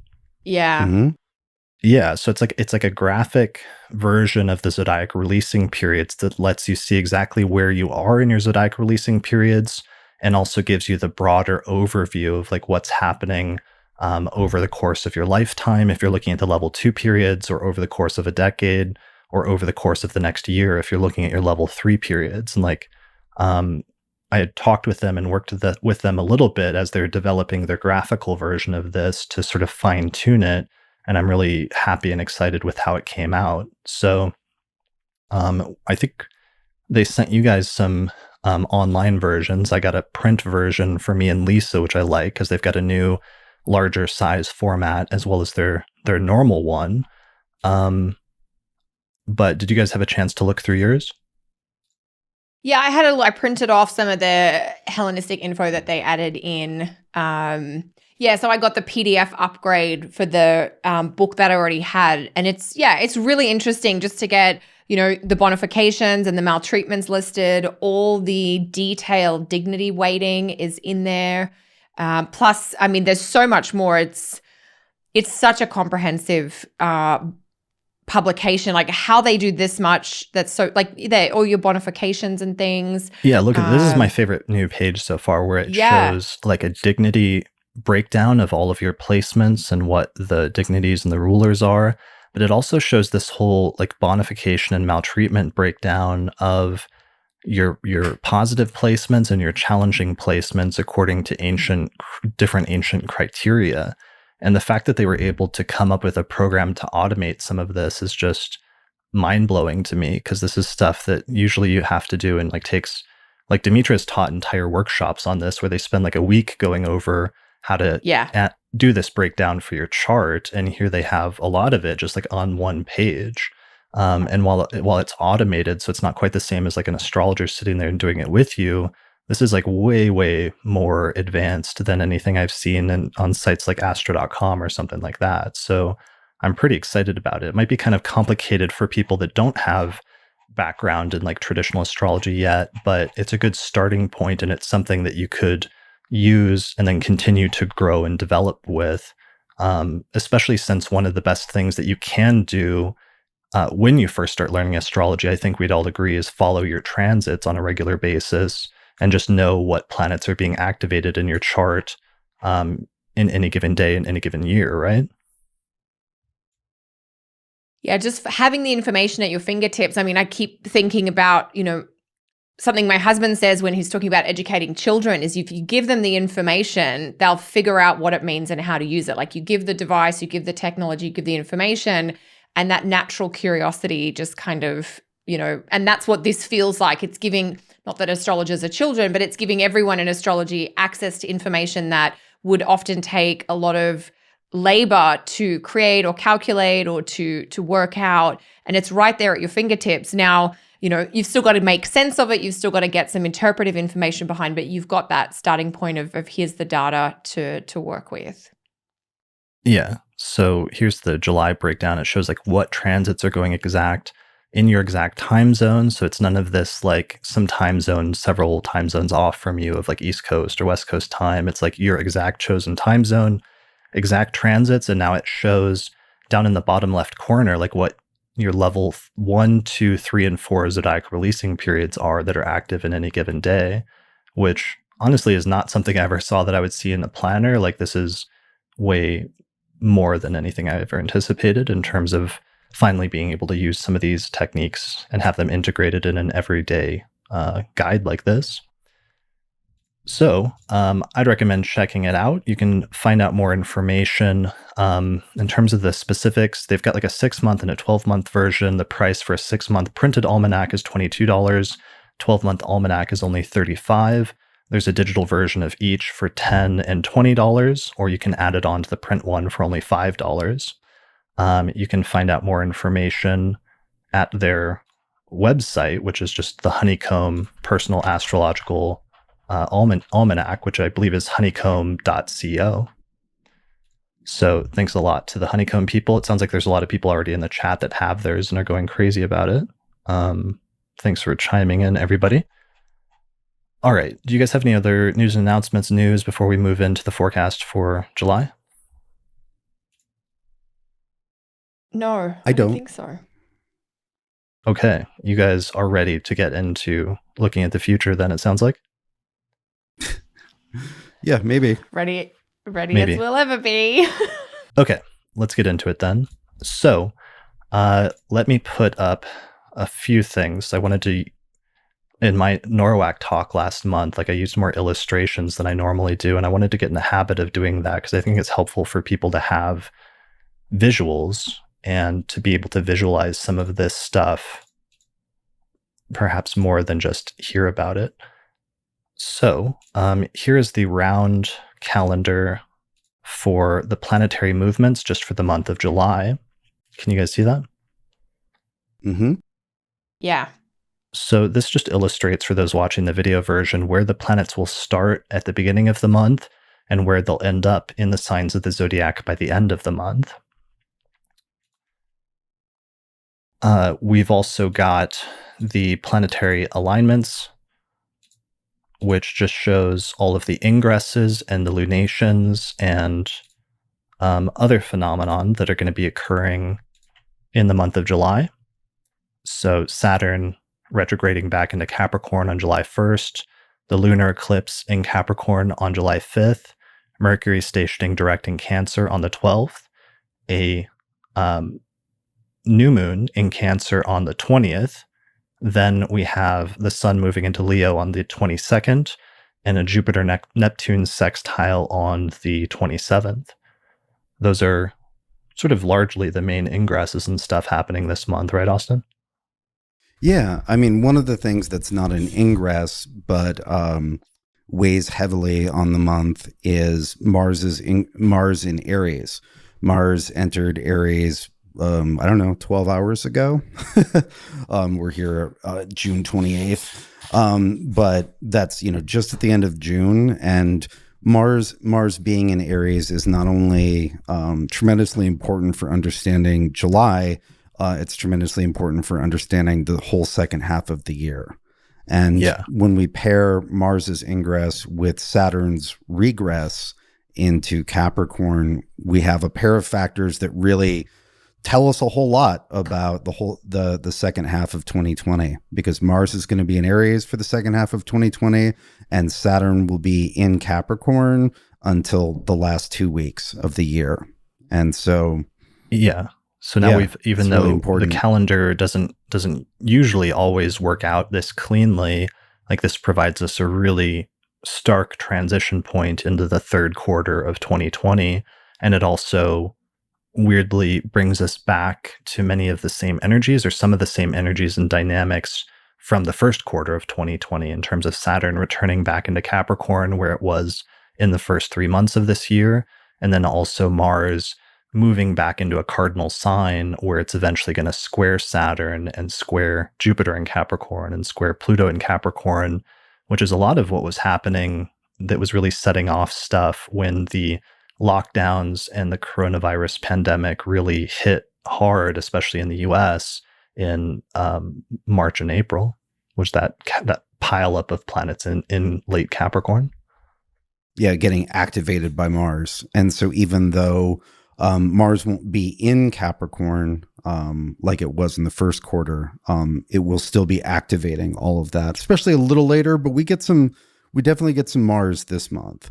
But just to kind of go back to that first quarter, and also to bring it back to our Saturn discussion, right? We talked a lot about what did this sneak peek of Saturn in Aquarius square Uranus, what was that like? What were the themes that we can expect to see in the next couple years? But Saturn's return to Capricorn it's not just Saturn's back in Capricorn, it's back to Saturn Pluto, right? We're getting a reactivation of that pairing. And that is, as we all know now, heavy stuff, right? It's I wanted to share this graphic. So I've been working a lot with I've been promoting and talking about this company. It's a website called Archetypal Explorer that gives you personal transit delineations. But one of the things that's cool about it, it's very much based on Richard Tarnas's approach to archetypal astrology, which is more about especially outer planets and using wide orbs and looking at hard aspects and different aspects of the outer planets, especially in mundane astrology. But one of the things I love about Archetypal Explorer is it gives these amazing graphical ephemerises, basically. And I was working with Kyle to develop some ones to isolate some of these specific planetary cycles over large periods of time. And so I'm going to show some of this. Anytime you see a graph like this, it's me bringing stuff over from Archetypal Explorer. This one shows, for people watching the video version, the Saturn-Pluto conjunction, which of course went exact very early in 2020 and was sort of at its peak earlier this year. But this graph shows that we're coming back into the upswing of the next closest hit of Saturn-Pluto, which doesn't fully culminate until like the September-October timeframe. But here, now that we're in July, we are on the very rapid like upslope of that, especially once Saturn retrogrades back into Capricorn on the very 1st of July. So it's great to fun. see it visually. Yeah, that's the greatest thing you could say about that is it's good to see it visually. It's not visually. Maybe not so good to feel it viscerally. Yeah, I mean, it's a good reminder that even though the Saturn-Pluto conjunction is not, again, exact by degree, it is close enough that we're going to really feel those qualities of confinement or isolation, oppression, those very intense Saturn-Pluto words. We're going to have, a reactivation or revisiting. Yeah, and maybe I should show what that actually looks like on the screen, because it's like in July, this is a chart for July 5th, when Saturn retrogrades back into 29 degrees of Capricorn, that's only 5 or 6 degrees off from the conjunction with Pluto at 23 degrees of Capricorn, and that's only going to get closer over the course of the next couple of months until eventually, it looks like eventually Saturn comes back to 25, I think, for his retrograde. 25, yeah, it looks like Saturn stations direct in late September at 25 degrees of Capricorn, while Pluto's at 22 degrees of Capricorn. So they're only like 3 degrees off. So for all intents and purposes, even though the conjunction isn't exact, like it's super close once it gets to that time frame. And July, the very beginning of July, is the acceleration of that when Saturn moves back into basically the same sign or the same dwelling place of Pluto and reactivates that conjunction that had gotten a little bit of separation by sign, at least over the past few months. Yeah, I mean, I basically view that Saturn's return to Capricorn is it just switches Saturn Pluto on, and it's on until the end of the year. Yeah. Yeah, it's good to maybe have a sense of the timing of when it might be a little more intense technically, but I think from an experiential perspective, Saturn coming back into Capricorn is like the start of the feeling of that again. So the other fun fact, since we're sharing fun facts and diagrams and graphic ephemerises at this point, is one of the things we focused on was how Mars ingressing into Capricorn and then eventually forming the exact conjunction with first Pluto in Capricorn, then Mars conjoining Jupiter in Capricorn, and then eventually Mars catching up to Saturn at the end of Capricorn and early Aquarius, was in March and early April and happened to line up pretty nicely with the lockdowns in the US and the shooting up of the coronavirus tests and people being diagnosed with it, as well as people dying from it. That's one of the things that's coming back starting in July as well, is Mars moving into Aries, as you said at the beginning of this segment, Austin, reactivates that because now suddenly Mars is in another cardinal sign, and it's going to start making hard aspects with those same planets once again, which sort of recapitulates or brings us back to some of those energies of the March-April timeframe. Now, that doesn't fully start to hit actually until August and September, because that's when the exact aspects between Mars and Pluto and Jupiter and Saturn actually go exact. But we're basically in the buildup phase at this point as of the very end of June, when Mars moved into Aries. Yeah, and so what we have in July is Mars Mercury. We have more Mars Mercury than you can shake a stick at. Shake a stick. Right, that's the figure of speech. Which that makes sense. Mars shakes sticks, and I suppose Mercury is often depicted as having a fancy snake-covered stick. But so as the month begins, Mercury is retrograde in Cancer and will be retrograde until is it the 12th? When does it station direct? July 12th. Yeah. Yeah. So Mercury's retrograde until the 12th. But and often we look to, Mercury's finally direct. This will be, things will get reorganized, or things, there'll be less mess or chaos or whatever. Right. But it's actually the direct station that is more of a pain in the ass, because we have Mercury retrograding back into a square with Mars, and then Mercury and Mars pace with each other, because Mercury is slow right after that direct station. And so they're just kind of hanging out together square for a lot of the month, a lot more of the month than we might prefer. Right. Like literally the entirety of July is just like until the 27th. Yeah. One long Mercury Mars square. One long growing.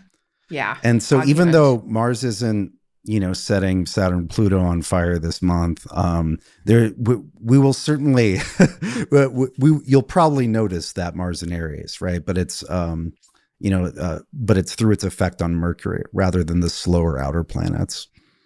Yeah, because what are some classic delineations of Mercury Mars squares? It's like verbal altercations or getting into verbal arguments or having a verbal outburst or something like that. Yeah, words as weapons. Words as weapons, yeah. The weaponization of words and communication that is aggressive or trying to start a fight with somebody verbally or in terms of your communication. Verbal attacks. I always think that's sort of like the general thing is there's this aggressive sort of quality of discord or tension or disagreement between Mercury and Mars. So we'll see heated conversations, contentious conversations, pointing the finger, and a lot of, if you like, aggression with conversation. One thing I do hold a little bit of space for all of us in our micro personal lives. Some of us are not very outspoken. Some of us don't speak up when we maybe could, or it would serve us to do so. And sometimes, if you're more of a soft-spoken person, a pretty dynamic aspect like this might prompt you to say something that's in your heart, or, you need to say your truth, you need to say your piece. And this kind of energy or aspect can make you so frustrated that you actually speak instead of holding your tongue, which might be your normal default. So as much as it is technically a difficult aspect, and we will see that, collectively, there can be some instances where the decisive or the expressive quality of this can prompt you to have an uncomfortable conversation. Just because you say something doesn't mean the discussion's easy. The tenor of Mercury Mars is a little bit of that heated quality, but in a personal situation, sometimes it can be really good to be more direct or explicit or clear. So I think there's a little bit of that at an individual level that we could see. Mm-hmm. I think that's really nice. I couldn't agree more. And the need sometimes for like righteous indignation and for fighting words. Like fighting words is a really great combination of them's fighting words. Yeah. I'm sure there will be some people that will use that in a productive way, and that even if it's hard, like the necessity sometimes of speaking out or speaking your mind in that way. Yeah, that's sort of what I wish for some of, I know I have clients and friends and family members that are a little bit more soft-spoken, and sometimes this kind of aspect can light a fire and make you so frustrated or angry that you overcome your fear of speaking. And you may get a slightly better result towards the end of the month when Mercury's squaring Mars while it's direct than you will at the start of the month, because there'll be two exact aspects by degree. Around July 8th is the first one with Mercury retro, and then July 27th with Mercury direct. But as you showed on the chart, and as Austin was saying, it's a mood for the whole month of July because it's only a few degrees apart, even when it's not exact. Yeah, definitely. So that might be on some level, that's like our keyword for this month, and that might be our subtitle for this episode is fighting words or something like that. Might be a good subtitle for Mars Mercury square for the entire month of July. Yeah, well, and agreed. And then just taking, what does Mercury Mars look like? One of the less dramatic but relevant pieces of February and March this year was Mercury, right? Mm-hmm. And Mercury being in, what is classically rotten condition, and that translating into people's plans to go places and, flit about here and there, not working out. So I could definitely see, with what things are looking like already at the end of June, I could definitely see some summer travel plans getting canceled or derailed. Yes. Right. Totally agree. And the other topic, when you were reminding us of this earlier, Austin, reminded me that the US Postal Service came into the news for, was under pressure back in that earlier time this year. And I wonder if we see any further discussion or debate about that come up through July as Mercury comes under pressure again. Yeah, that makes a lot of sense. Yeah, I mean I'm sure all the mail services are under their logistics have been highly pressurized and will continue to be even more so because even though there's been some opening up and there's some closing back down already starting, everything is going through the mail, right? Like Chris said about like using a check depositing app. A lot of people are like, they had to shop online and now it's a habit, right? And so, I'm sure whatever courier services are probably experiencing increased or accelerated wear and tear. That's a great point. Yeah. Oh, go ahead. Yeah. Yeah. One of somebody I know works in one of the postal services, and they had mentioned to me that, in the postal system, the Christmas period is by far and above the busiest time of year. More parcels and letters get shipped in November and December than any other time of the year. But they were saying that April and May was as busy as their usual Christmas sort of, and they're not, they don't plan to staff at those levels at that time of the year. And so how does that, as you're saying, when people are now going, usually they expect the Christmas end of year rush to be 2 months. We're going into months 3 and 4 in some places with potentially no let up. Yeah. What are the kinks and where do things maybe go a little awry? So I think you accidentally somewhat accidentally gave the most positive possible thing that we could say about 2020. It's Christmas all year long. If you work in the postal service or if you work in a delivery or logistics, if you're shipping goods, that is probably, that's true. Right. It's 12 months of Christmas. Yeah. I mean, I was online today ordering. Yeah. Yeah. I mean, when you said that, I was like, I ordered today. Like some treats, like the cat treat things that you give your cats so they don't get bad breath or teeth or something. And I was like, I'd run out because they usually, have a bunch. I'm like, that's going to come via the post, in the next couple of days. And I'm like, that's insane that they're going to get it here so quickly. Yeah. So Chris, we figured out that 2020 it's Christmas all year long. Okay. Because of how much according to Christmas levels of parcel delivery, right? The postal specific system, to postage and parcel delivery. Right. But, we can inaccurately generalize that statement for humor. Yeah. I like that. Yeah. That's good. So Christmas all year, should that be our subtitle instead of fighting words for July? Could be a little misleading. Yeah. I was just talking about the Mercury aspect and, Austin had talked about the travel and I was like the postal service and knowing someone who works in the postal service, it's the levels that they're delivering. The volume is Christmas level volume, which is, and they're just not prepared for that level of volume at this time of year with staffing and things like that. So, right. What's funny about that is, I don't know if I mentioned this on the last podcast, but ever since the lockdowns went into effect, it's impossible to get microphones and webcams especially, and even like lighting because everybody's buying up everything. And all the supply chains have broken down. So I sometimes have to send out microphones. Like part of the Patreon when I started it was in order to raise money to send out microphones to guests in order to get good audio or sometimes webcams. And it's super hard now to get like webcams and microphones just because they're just gone because everybody is doing everything online. So they all got bought up months ago. Yeah. Yes. Yeah. All right. So that was part of the Mercury Mars mood for July. Yes. And I know it's not hard to mention it, but I wanted to mention, and we sort of mentioned it in passing, but just right now at the very end of June, we're passing the halfway point in the Mercury retrograde, which is the Sun-Mercury conjunction at 9 degrees of Cancer on the 30th. And usually that's like the turning point where whatever the issue was at the start of the Mercury retrograde starts to get rectified, or there starts to be some resolution to it. And maybe that's still the case, but it's interesting then that Mercury passes that halfway turning point in the 3-week Mercury retrograde cycle and then goes headlong into that square with Mars, which goes exact around July 8th from 6 degrees of Cancer to 6 degrees of Aries.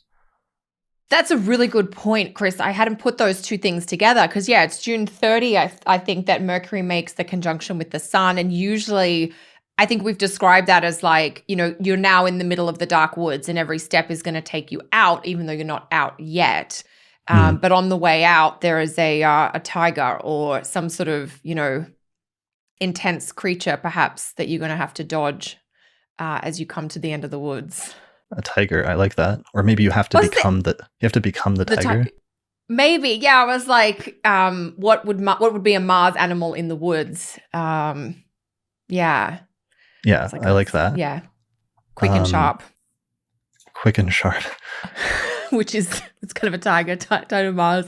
I must have sort of those types of animals. We just watched the movie Up the other night, which I had just never seen. So Peter was like, okay, we're going to watch this. So just something different. Somehow that made me think of a tiger. Yeah. Panther. Brilliant. I love it. Yeah. So yeah, Mercury square Mars, really, having that first square at the beginning of the month, and then the second square is at the very end of the month. The second and final square is at the very end of the month. What, around the 27th? 27th, yeah. So it's about, the first square is about 6 degrees, Cancer, Aries, for those of our listeners who like specifics. And then July 27th is about 16 degrees, Cancer, Aries. Got it. And the Mercury direct station is on the 12th? At 5 degrees. 5 degrees. Okay. So those are some of our one activated degrees this month. One final simple thing that we can say about Mercury so tightly configured to Mars, just Mercury square a malefic, it's the delivery of bad news. Oh, of course. Yeah. Right. Yeah. And like that's the economic data is going to be landing and it will be bad news and then more bad news. Right. That's because we're back to that's one of the other Q1 things that we're returning back to is the contraction of the economy, which I think is one of the things that we talked about in the year ahead forecast, seeing so much of that line up in Capricorn, and now with Saturn returning back to Capricorn, and not just that, but then us also having, I believe it's the final lunar eclipse in Capricorn on the 5th that occurs right around the same time. Yeah. It's July the 5th. it part of the Mars Mercury will be part of the, I was going to say the dissolution of the illusion of the V-shaped recovery, right, or dead cat bounce, as it will look in retrospect. And what's interesting about that lunar eclipse that's occurring in Capricorn this month is that then, since the lunar eclipse, we know that that's the culmination of something that started 6 months earlier at the previous solar eclipse in the same sign. And that would have then been that solar eclipse in Capricorn that occurred in December that we put a lot of emphasis on at the time, which then it turns out behind the scenes, like by the time of that solar eclipse in December, was the background development and sort of looming development of sort of COVID in the background, which eventually would emerge onto the world stage by the time of the Saturn-Pluto conjunction in January. So in a world sense, we can then see a sort of culmination of events with respect to that of something that began 6 months earlier. We could also say that for some people, if your chart is especially sensitive to those eclipses and that Capricorn Cancer axis, then there could be something that began in your personal life, especially in the part of your chart that contains Capricorn or the house that contains Capricorn, something that maybe was initiated especially 6 months ago or over the course of the past couple of years, as we've been getting those eclipses, as well as Saturn going through Capricorn since late 2017. We see a final culmination of some of that and a final push to bring something to completion that coincides with this eclipse and the wrapping up of all of those Capricorn themes over the course of the next 6 months before Saturn leaves that sign and before the eclipses leave that sign for good after this.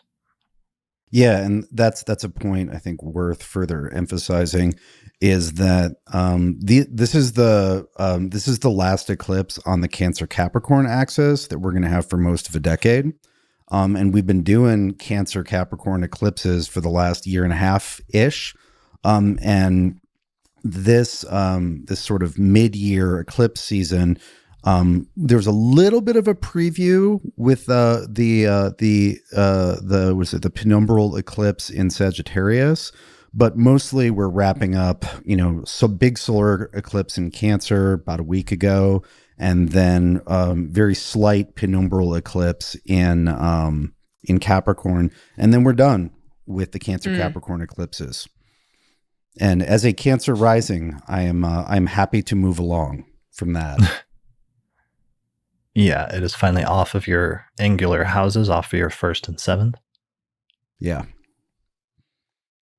And people can listen back to the horoscopes that I did or that I did with Lisa Scheim from January, where we actually went through and delineated what some of those eclipses should mean, depending on which of the 12 houses it actually falls in your chart.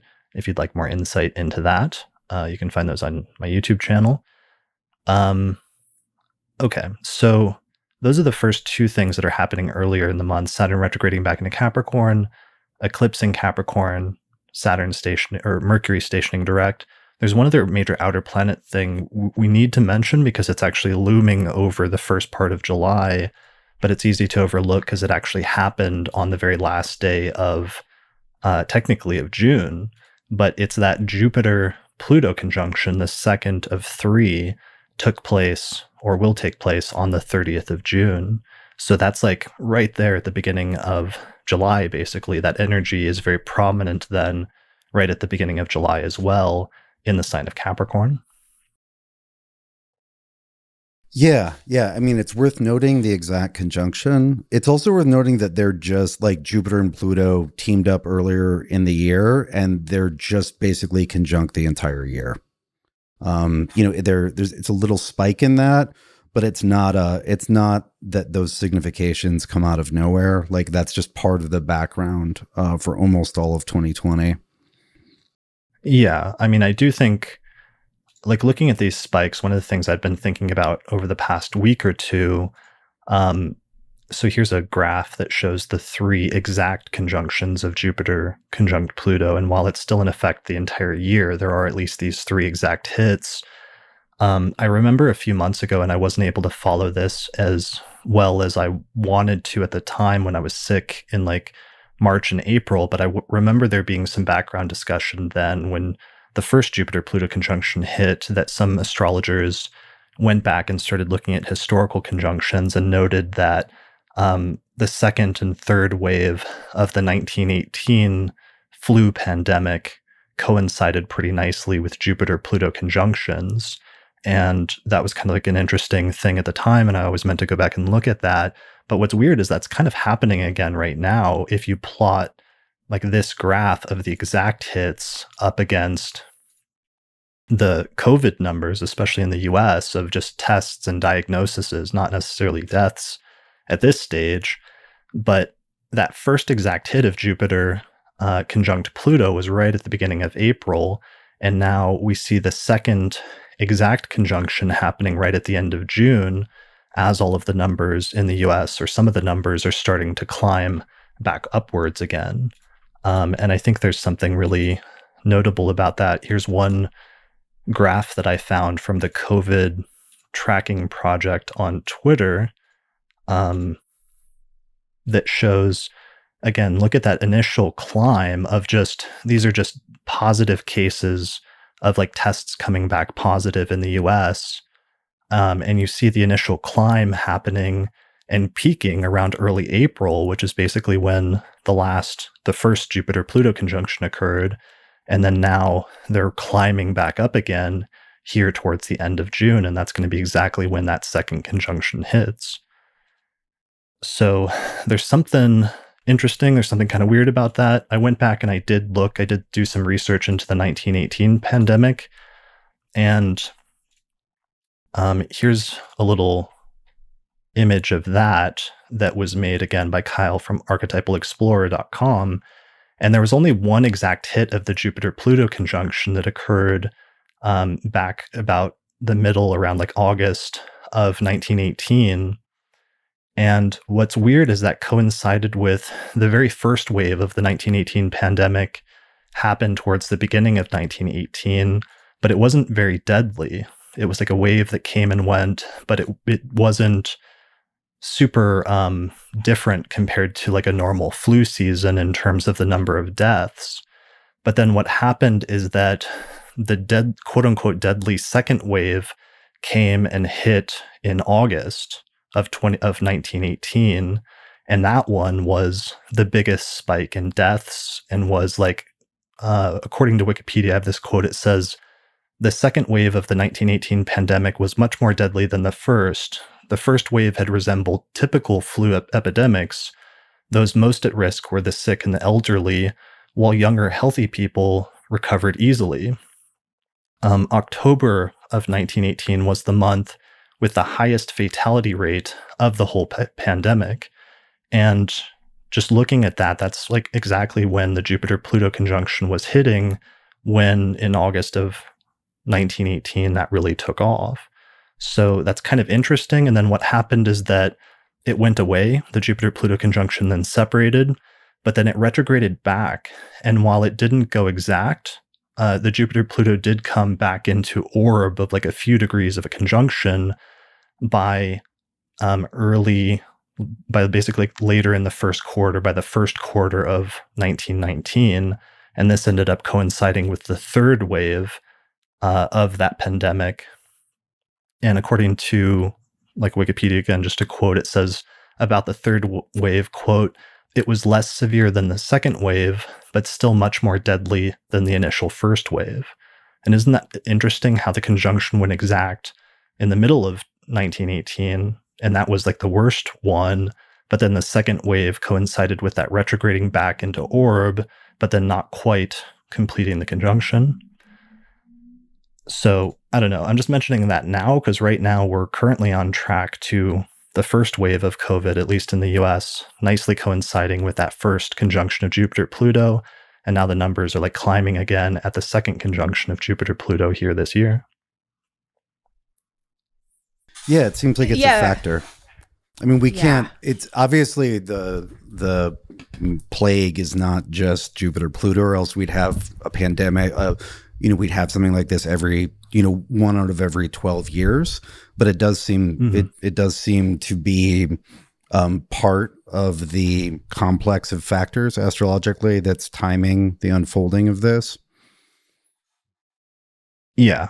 One of many, of a ton of just different factors. It's just interesting because it's like none of us are epidemiologists and none of us were like, had done detailed studies of pandemics in the past astrologically. So it's like a lot of astrologers are learning about some of these things now, and we're paying attention to some of these trends as things that are happening in real time right now, and we're learning things about them, but we're also going back and looking at previous trends as well in order to try to learn on the fly as things are happening and apply them in real time. And just seeing some of that stuff line up and seeing some of those echoes is notable in some way. Yeah, I think something that like sort of combines what you're both saying. Jupiter is making the conjunction to Pluto in the sign of its fall. And so there's something a little bit more extreme, problematic, or difficult from the Jupiter perspective now. And it's doing that while there is this co-presence with the ruler of that sign, Saturn. So, because I totally agree with you, Austin, like if it was just as simple as Jupiter-Pluto, we'd get it happening more often. But I wonder if it's the maybe slightly more compounded effect of this particular Jupiter-Pluto, because I keep coming back to, the quality of Jupiter in terms of being in the sign of Capricorn and how difficult that is for Jupiter. And then the heaviness of having Pluto there, but also the ongoing, which we're going back into in third quarter, of Saturn being there, and just that extreme contraction around Jupiter that, if Jupiter would be the help, being a benefic planet, in theory, it should bring medicine or treatment protocols or some type of welcome and observed, like the social distancing type of thing, because that has been somewhat effective in certain places around the world, but it's also been completely ignored in many places. And I think the extreme debilitation of Jupiter is somehow speaking to this as well. Yeah, definitely. Sure. So, so I don't know what that means. We're in the second peak now, and that's somehow going to color the early part of July, I think, in terms of the Jupiter-Pluto conjunction and some of those energies. And then weirdly, for whatever reason, the third and final conjunction of Jupiter and Pluto happens in November, not too long after the US presidential election, for whatever that's worth. Well, and so in addition, Jupiter-Pluto is also our sort of giant corrupt bailout signature. Yeah. And that's going to happen again. That's part of, again, this is like back to quarter one, right? Which was, seems like an oversimplification, but it's, it's true on a lot of different points, right? We have, we're going to have bad numbers coming in economically. It's like, oh, none of these businesses are coming back and this isn't happening, et cetera, et cetera. And then there will be, how should we say, a correct and righteous desire to help people using the money that the government has so that fucking people aren't starving in the street. Right. And then that will, that will serve as the justification for another giant corporate bailout. Which sucks, but that's almost certainly going to happen. And that's also timed, Jupiter, Pluto times big and suspicious movements of money and the accumulation and stealthy movement of that capital.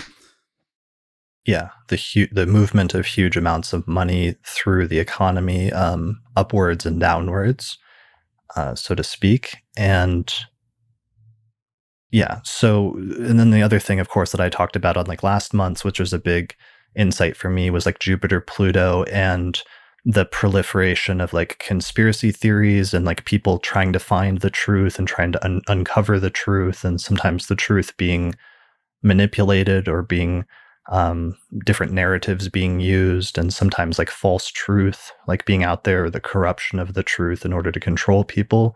One of the weird things about that was I actually discovered the birth time of the original author who got me into astrology, and it was like these new age books that incorporated conspiracy theories like super heavily, and a lot of prevalent conspiracy theories in the 1980s were all woven together into this set of metaphysical books on Nostradamus, and the author's name was Dolores Cannon.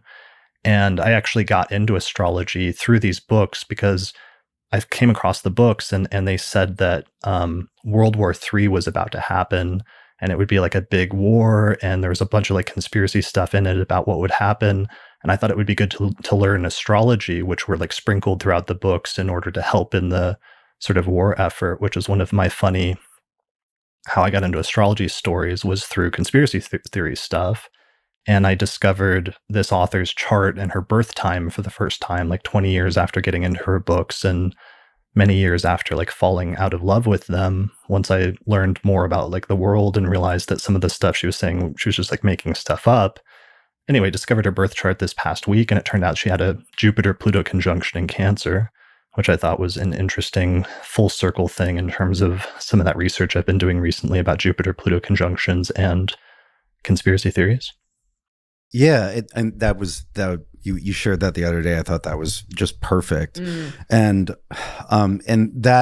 that also ties in really nicely with Patrick Watson's piece about Jupiter Pluto that I think he wrote this. I think he wrote it last year, but he found that Jupiter Pluto conjunctions timed a lot of big developments in terms of both microscopes and telescopes, which is being able to see what is hidden, right? And what is a, and that ties into the economic thing, right? With these bailouts, but where, what's actually going on? Where is the money actually going? You need a microscope or a telescope. That is, that also, I think, ties into the motive for what gets called conspiracy theory. Like, what's really going on here? Let's examine this in a way that, let's look either very far away to what we can't see, telescope, or really, get granular, microscope. And so it's interesting how all of these things tie together very tightly thematically. And, in terms of the proliferation of conspiracy theory, I think everyone can agree that it's sort of, no one believes the official story, but nobody knows what, but that doesn't, because the official story, whether about reality or about, economic data or whatever, just because what you're being told is incorrect, that doesn't solve the problem of what is correct, right? That's its own whole giant confusing mess, right? It's useful to eliminate one option, but then when you eliminate that, everything else is an option. And so it makes perfect sense that that's the point we're at, right? And that the sky looks like that. There's Jupiter, Pluto up in the night sky every night. So everybody can probably see it, but we have a window out to the southeast. And so almost every night you see Jupiter and Saturn up in the sky. Jupiter's really bright right now. Saturn's about as bright as it's going to get. And I always kind of like squint suspiciously at Jupiter because I know Pluto is behind Jupiter. I'm like, I see you, Pluto. Squinting suspiciously at Jupiter. I like that. Yeah. I know what you're hiding. One of the things that makes me nervous, though, about the third Jupiter-Pluto conjunction hitting in mid-November, just after the election, and the first pass, I felt like, especially around the April timeframe, coinciding with this like surge in conspiracy theories around COVID, it sort of reminds me that like no matter what happens in November, no matter who wins the US election, there's going to be like accusations about the election being, somehow manipulated or controlled, or things not being fair, and ideas from the other side, the losing side, that it was manipulated in some way. And I sort of wonder if that's not going to be one of our main talking points that we're going to end up seeing in the news in November with that third conjunction hitting at that time. Oh, yeah. And the rest of the things that hit at that time. I was going to say there's a lot going on in November that is all going to contribute. Yeah. Well, so let's say something nice. Say something nice. Okay. About July. About the sun's ingress into Leo. Into Leo, yes. Which I am looking forward to. We're all very happy about that. And so this is important because, let me just make one point. I was just going to say, so there's a lot of not so friendly skies this year, and so that actually makes the periods of time where things are relatively decent all the more important, because we have these, we have these kind of short windows throughout the year where there are actually some decent elections and there's some good, strong stuff. And so, in terms of, there are things that we always have to do. And so when we have to do things, we want good timing. And we do have at the end of July, one of these 2020 #2020 good periods of elections. And so it's really worth jumping on those, not because it's the best thing ever, but it's a lot better than what's going to be available before and after. Yes. And I think that is actually a great segue into the featured election that Lisa Scheim and I picked out for this month.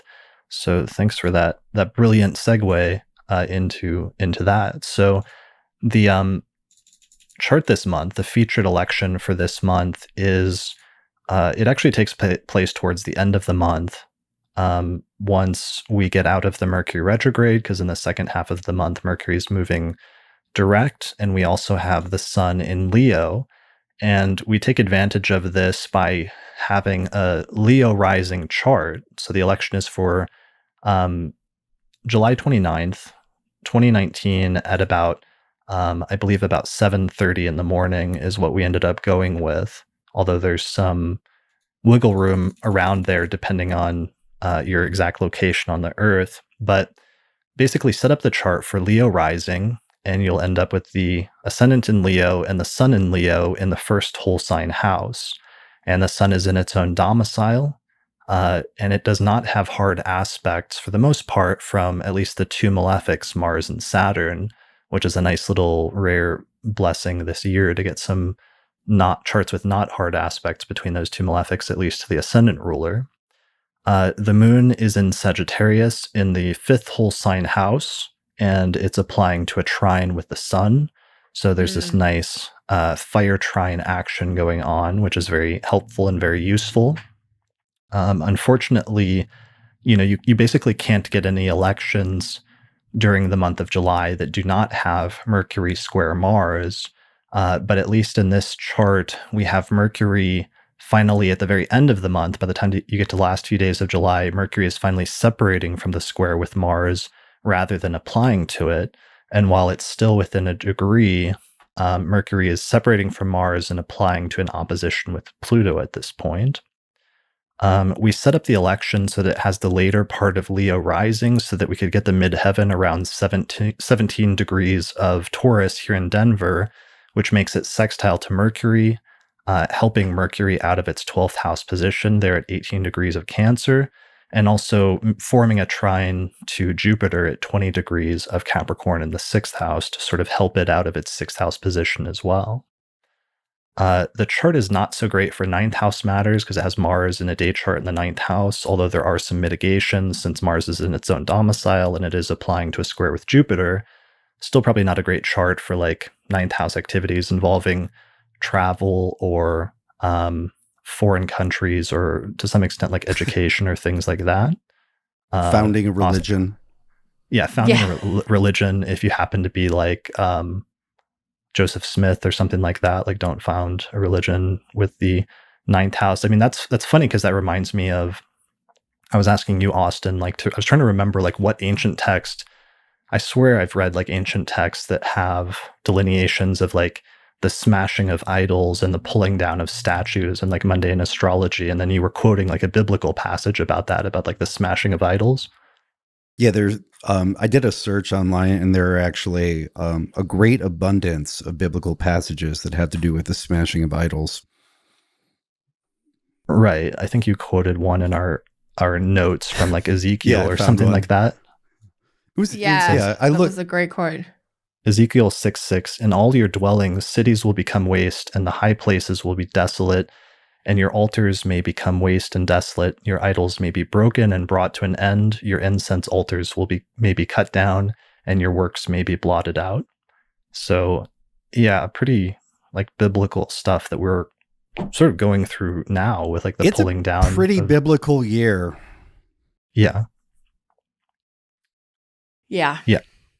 Yeah, it's one of those years where if you were like writing it for a movie, they would send it back and ask you to tone it down like a little bit.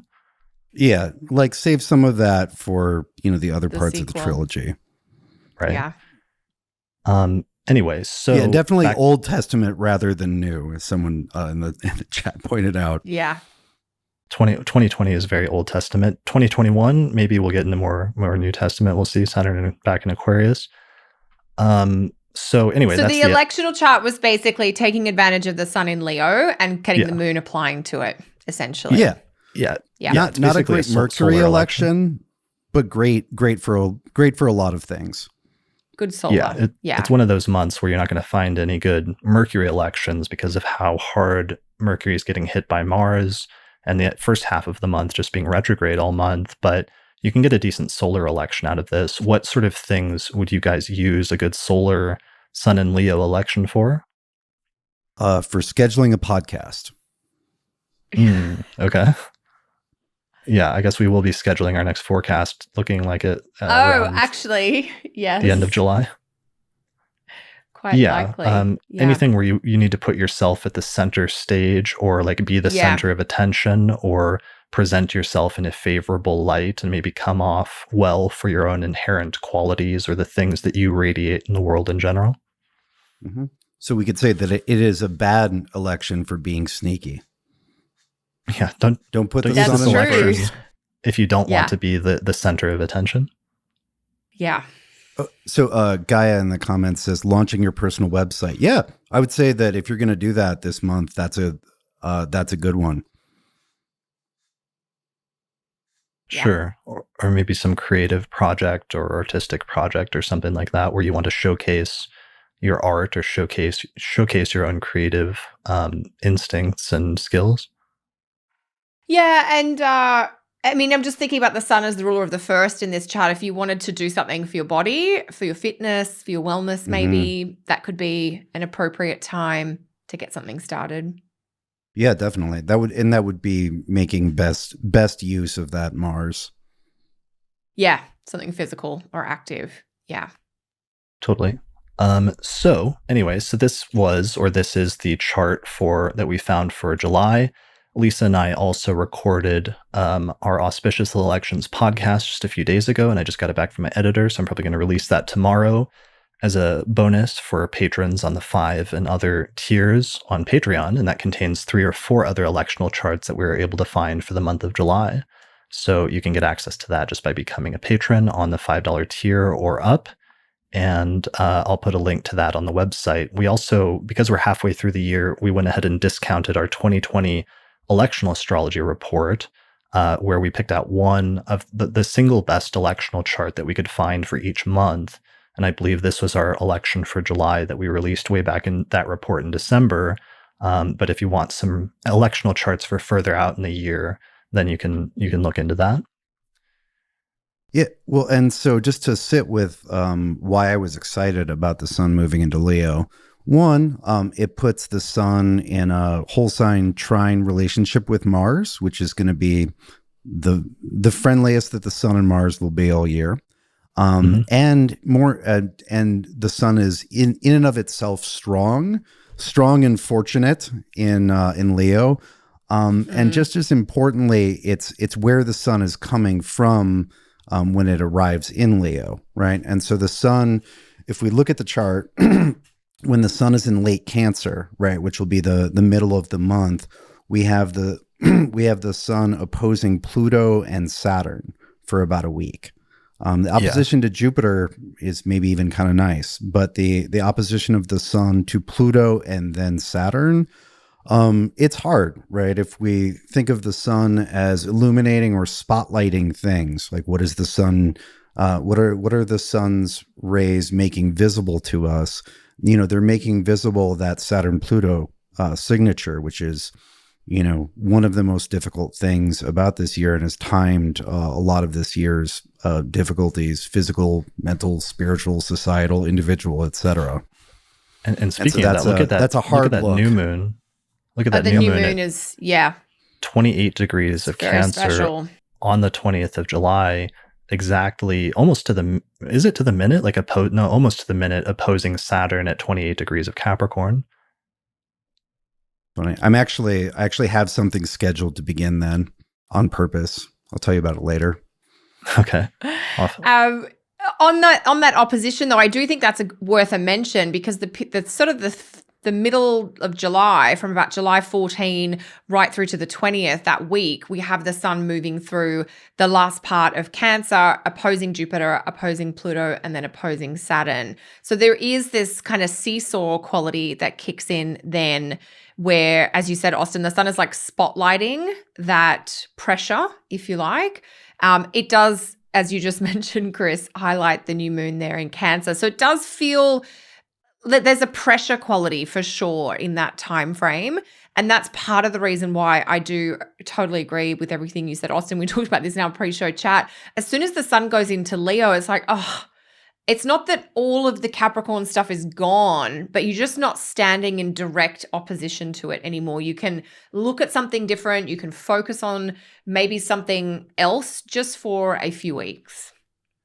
Yeah. Well, and that's part of the, in the looking at the Saturn Pluto, as we've all been looking at Saturn and Pluto this year, whether we knew those names or not.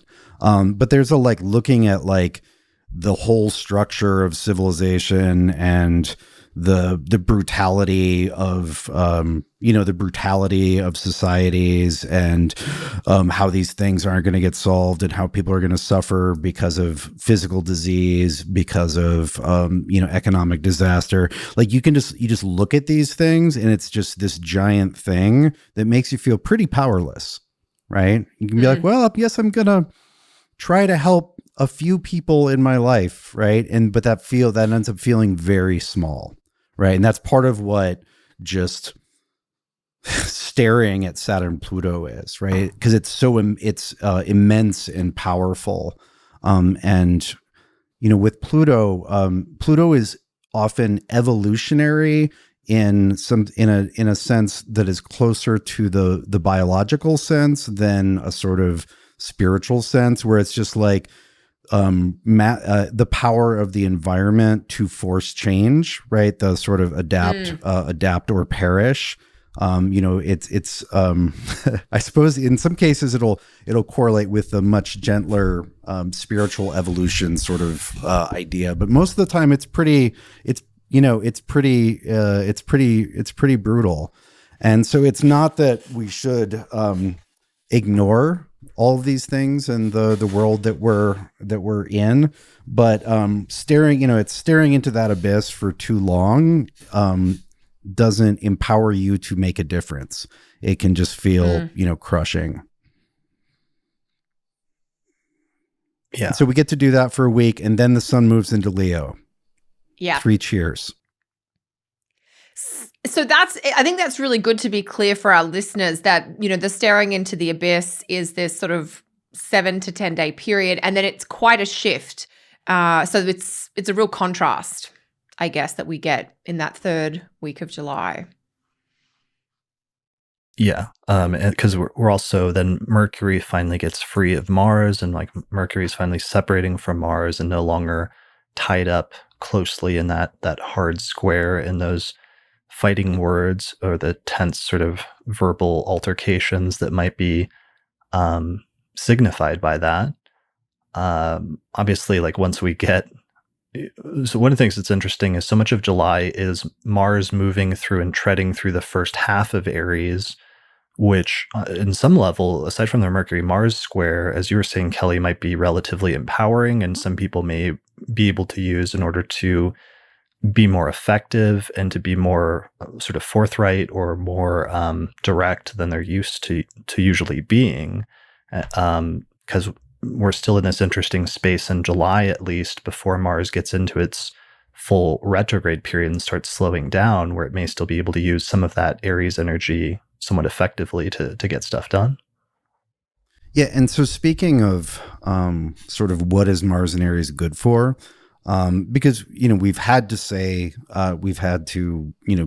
as responsible or trying to be responsible astrologers, we've had to say this Mars and Aries for 6 months is there's going to be some problems, but Mars is good for things. Just here's an example: Mars moved into Aries last night, and excuse me. And there were some MMA fights that were going to happen anyway. And people thought they would be good fights. And at the end of the night, everyone was like, oh, fight of the year. That was the most amazing display of skill, grit, valor, heart, et cetera, et cetera. And so, at least the fights will be good. And, maybe that's more than just mixed martial arts. There's something to be said for a good fight rather than, a lot of the fights that we encounter. One of the things that I was just kind of waking up and feeling some Mars and Aries, and this connects with that Mercury, is the sort of let's just have it out, right? You're mad at me, instead of stewing on it, just fucking let me have it. I'll let you have it. Sometimes that just let's just let's air it out, and it might catch fire, but it's very much a being tired of tiptoeing around things. And some of that'll go well, some of it won't, but that's just that's the energy.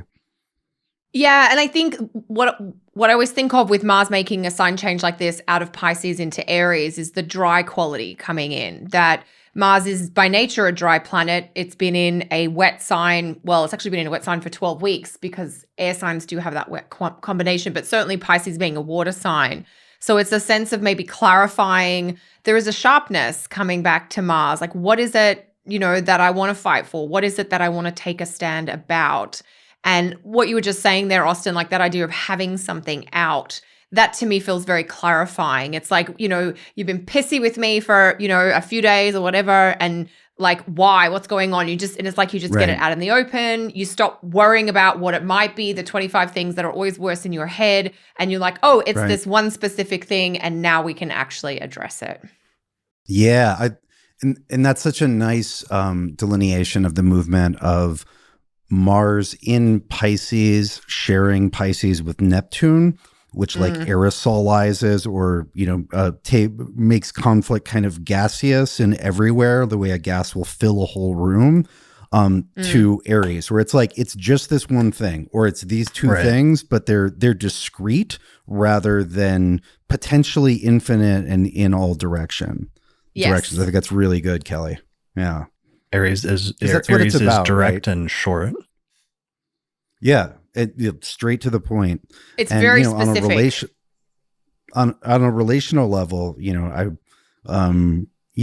get to there are always periods where you and whoever you're hanging out with, where there's like a buildup of tension, and you're like, is it this? Is it that?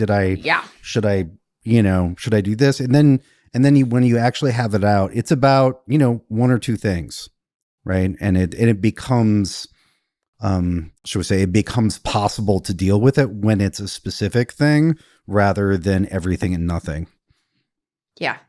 And I think that the analogy that came to my mind is like, say you get a bump on your leg or a lump somewhere on your body, and as a woman, maybe you get a lump on your breast or something, and you think, oh my God, it's cancer, it's this, I'm going to die. You go to the doctor and they do a scan. It's like this one specific thing, and this is what we need to do. And you're like, oh, that's great. My life, is not gone down the worst case scenario.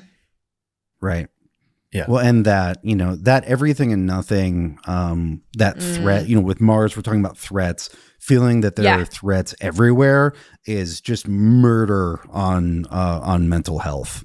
Yes. Right. It just, it's anxiety about everything and nothing all the time. Mm-hmm. So all of that being said about Mars, and especially Mars and Aries being like short and to the point, and I think a lot of that applies to the majority of July. But one of the things that I'm noticing is that Mars, when it goes retrograde, when it stations retrograde in September, it's going to retrograde all the way back to 15 degrees of Aries before it stations direct, which means that all the way already by late July, by like July 25th, 26th, Mars is going to reach the degree, its shadow period, and it's going to reach the degree that it's later going to retrograde back to. And that's what's so weird, and what will be weird about this Mars retrograde period is normally something where Mars would just go into the sign and pass through it in about a month or so. It's going to just slow down and then grind over the same set of degrees for months and months and months after this point, so that it's going to hit the same degrees 3 times rather than just this one quick pass that it usually is. Yeah, well, and that's actually part of what's good about the Mars and Aries in July. For the vast majority of July is that it's not in the shadow. It's not, we're going to come back to this and, grind over it for months. Like these first 15 degrees are just like there is the opportunity to just hash some shit out and move on. Right? Because Mars is moving on from those 15 degrees. Mars is not moving on from the second half. The second half. That's where the complicated stuff, the complicated multi-layered stuff starts stacking up. Yeah, definitely. Yeah, I'm glad we have made that point, because the first 3 and a bit weeks of July with Mars in Aries, that's like the productive part of Mars in Aries, where if there is something that you want to use that specificity or that clarity to act on, I know Mars has got some complications with the square to Mercury and things like that, but Mars in Aries, just from his perspective, he's operating pretty free and clear until he gets to 15 Aries. I guess I would just say to pay attention, because I'd already noticed, I don't know if you guys noticed, but when that shift happened recently, when Mars went into Aries on the 27th, like I saw some people have a shift happen in their life where suddenly something happened in one specific area, because that was Mars not just changing signs, but for everybody also shifting into a new whole sign house. And if that sign is somehow activated for you this year, something that otherwise would just be a 1-month transit of Mars quickly taking a jaunt through that sign is going to become a 6th-month transit of Mars through that sector of your life. So it could be anything that came up on the 27th or so, right around the time of the ingress of June, could become larger themes that persist for longer than it seems like they should later on. Yeah, I think one way to sort of contextualize this personally is that with Mars being in Aries for so long, 6 months, second half of 2020 calendar year, you will get a bit of a masterclass in that part of your life. You will get to understand what you can do, where you have power, where the roadblocks are, where the problems are that need, attention. And we'll be talking about this more and more as we get into September and October when we dive into the layers of Mars in Aries. But you will get awareness or insight. You will have to deal with challenges. I don't want to make this seem like it's going to be a walk in the park, but you're going to learn so much about that Aries part of your chart over the next 6 months. Look at Mars stationing direct at 15 Aries in middle of November. Showing the November chart, the middle of November. Again, it actually stations direct on Friday the 13th. Nice.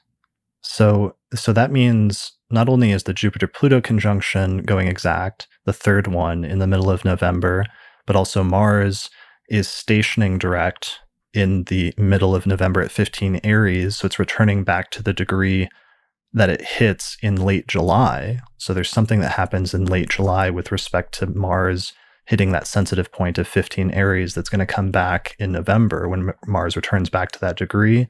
But we also have like Mercury stationing direct in November as well. I believe it stations direct like right around Election Day. Yeah. Or so. Mercury, yes. That's fun. So lots of stuff looming and starting to be, the chess pieces are starting to be put into place by late July for trends that will come to full fruition in November. Yeah, when I did a second half of 2020 podcast with Gordon White on Rune Soup a couple weeks ago. And so one of the ways that I ended up talking about, Mars and Aries, Saturn, Pluto, et cetera, is like, these are the cards. Like the cards have been turned over. There are going to be several more hands played, but you're playing with these cards, right? Or your opponents play, the other players. Like these cards they're in circulation. We know Mars and Aries is going to be active. Whole rest of the things, Saturn, Pluto, that's that's what is it? Two of a kind, right? That's a pair. That's going to be available. And there are a couple other things like that where it's all the same stuff kind of that we met at the beginning of the year, but it's remixed, right? Remixed. And I'm sure we'll get rather tired of these particular songs being played on our collective radio. But it's useful to at least know, okay, this is the deal. And, and like we've been saying, pay attention as these cards get reshuffled and played in your life in July, because the stuff that, the stuff you see in July is in large part going to tell you about the entire rest of the year. And it might not be awesome and fun, but it's better to know and to be able to work with, literally the hand that you're dealt, right? Yeah. Yeah. That's perfect. Look at this. All right, last graphic I'm going to share. Chris, I'm going to share. I've got you've been all of them. This is the really overwhelming one of the entire year. So this is from Archetypal Explorer that just shows like the Jupiter-Pluto conjunctions and cycle, the Saturn-Pluto conjunctions, then Mars hitting all of the hard aspects with those outer planets in Capricorn. And we are literally right there in the middle of this graph in July when some of that stuff starts to ramp up, and it doesn't fully start hitting until August. but that is where we find ourselves. So, Yeah. On that note, I think that's bringing us to the end of our forecast for July of 2020. And we will be here every month to keep you informed and help Hopefully. you figure out all of this. Mars, Saturn, Jupiter, Pluto, all those peaks. I mean, that's going to be our content for the next few months to talk about. Yeah, and we will get through it together as a team. Thank you guys for joining me to tackle this. It's like big stuff, and these like forecast episodes that started so casually like 5 years ago were just like, hey guys, want to get together and just talk about the astrology of next month. I do not think we fully envisioned the gravity of what we would then have to be forecasting a mere 5 years later, and the like seriousness and transits that are going on at the time. But I'm glad that we started that 5 years ago, because this has been amazing, and this has been good getting through it together and sort of grappling with some of these big, weighty topics together as a team, not just with you guys, but also with our listeners, where we had the biggest live audience that we've ever had this month of 175 people. Yeah. So thanks everyone for joining us in the chat. This has been amazing. And thanks in general for the live chat, because that also, sometimes guides and informs the things that we talk about, like it did last month. So I really appreciate that. Yeah, we really appreciate all of you for listening at home, or if you're here on the live chat, just thanks for joining us each month. Definitely. So guys, do you have anything you want to mention that you have coming up over the next month? Are you doing any teaching? Kelly, do you have any like webinars coming up, or you usually have like 20 things, it seems like? I know, but July is kind of a mellow month for me. I don't have any new stuff coming out. We're hoping with some of the restrictions lifting here in Europe that we can take a couple of short trips in a safe way, but we'll see how that goes.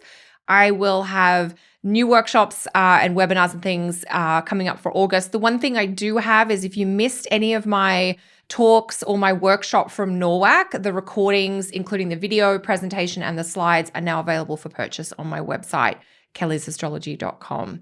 That's really it from me for this month. What about you guys?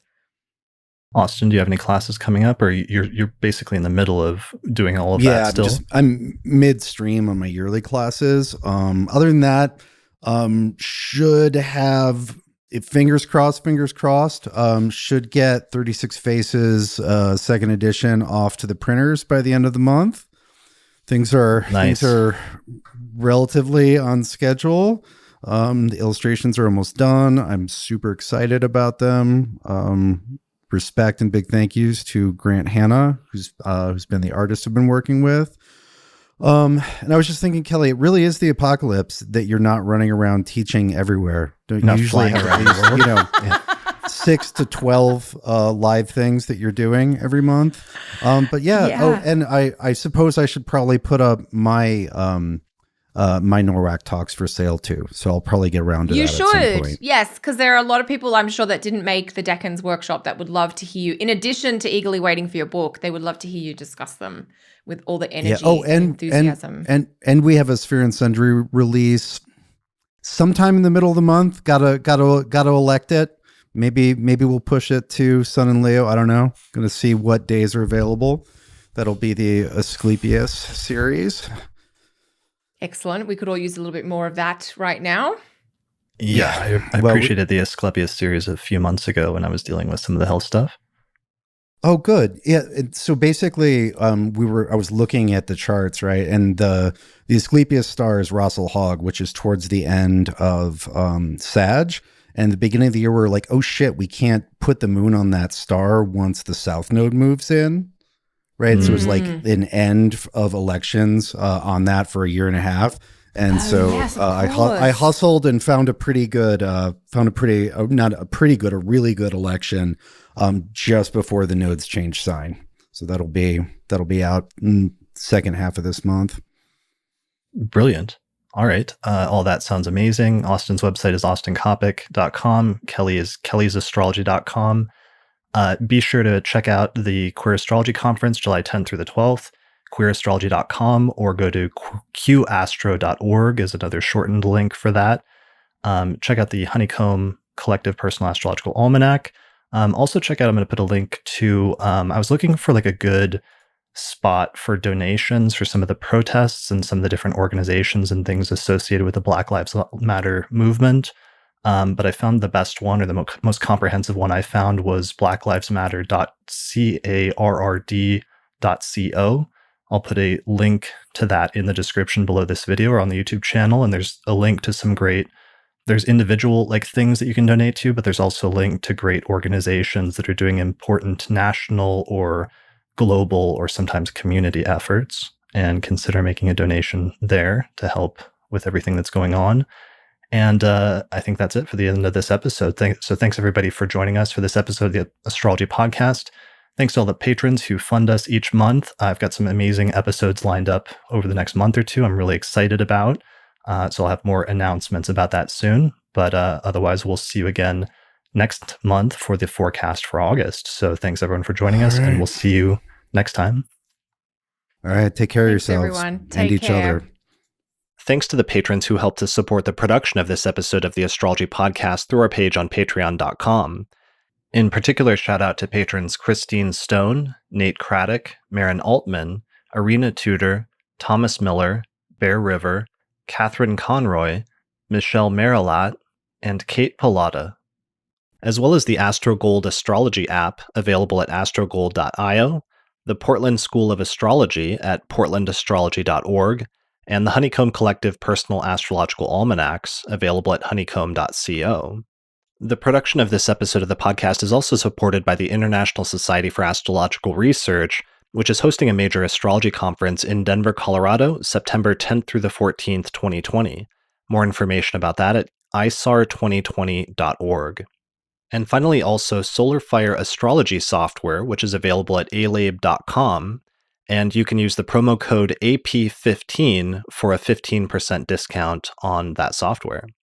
For more information about how to become a patron of the Astrology Podcast and help support the production of future episodes, while getting access to subscriber benefits like early access to new episodes or other bonus content, go to patreon.com/astrologypodcast.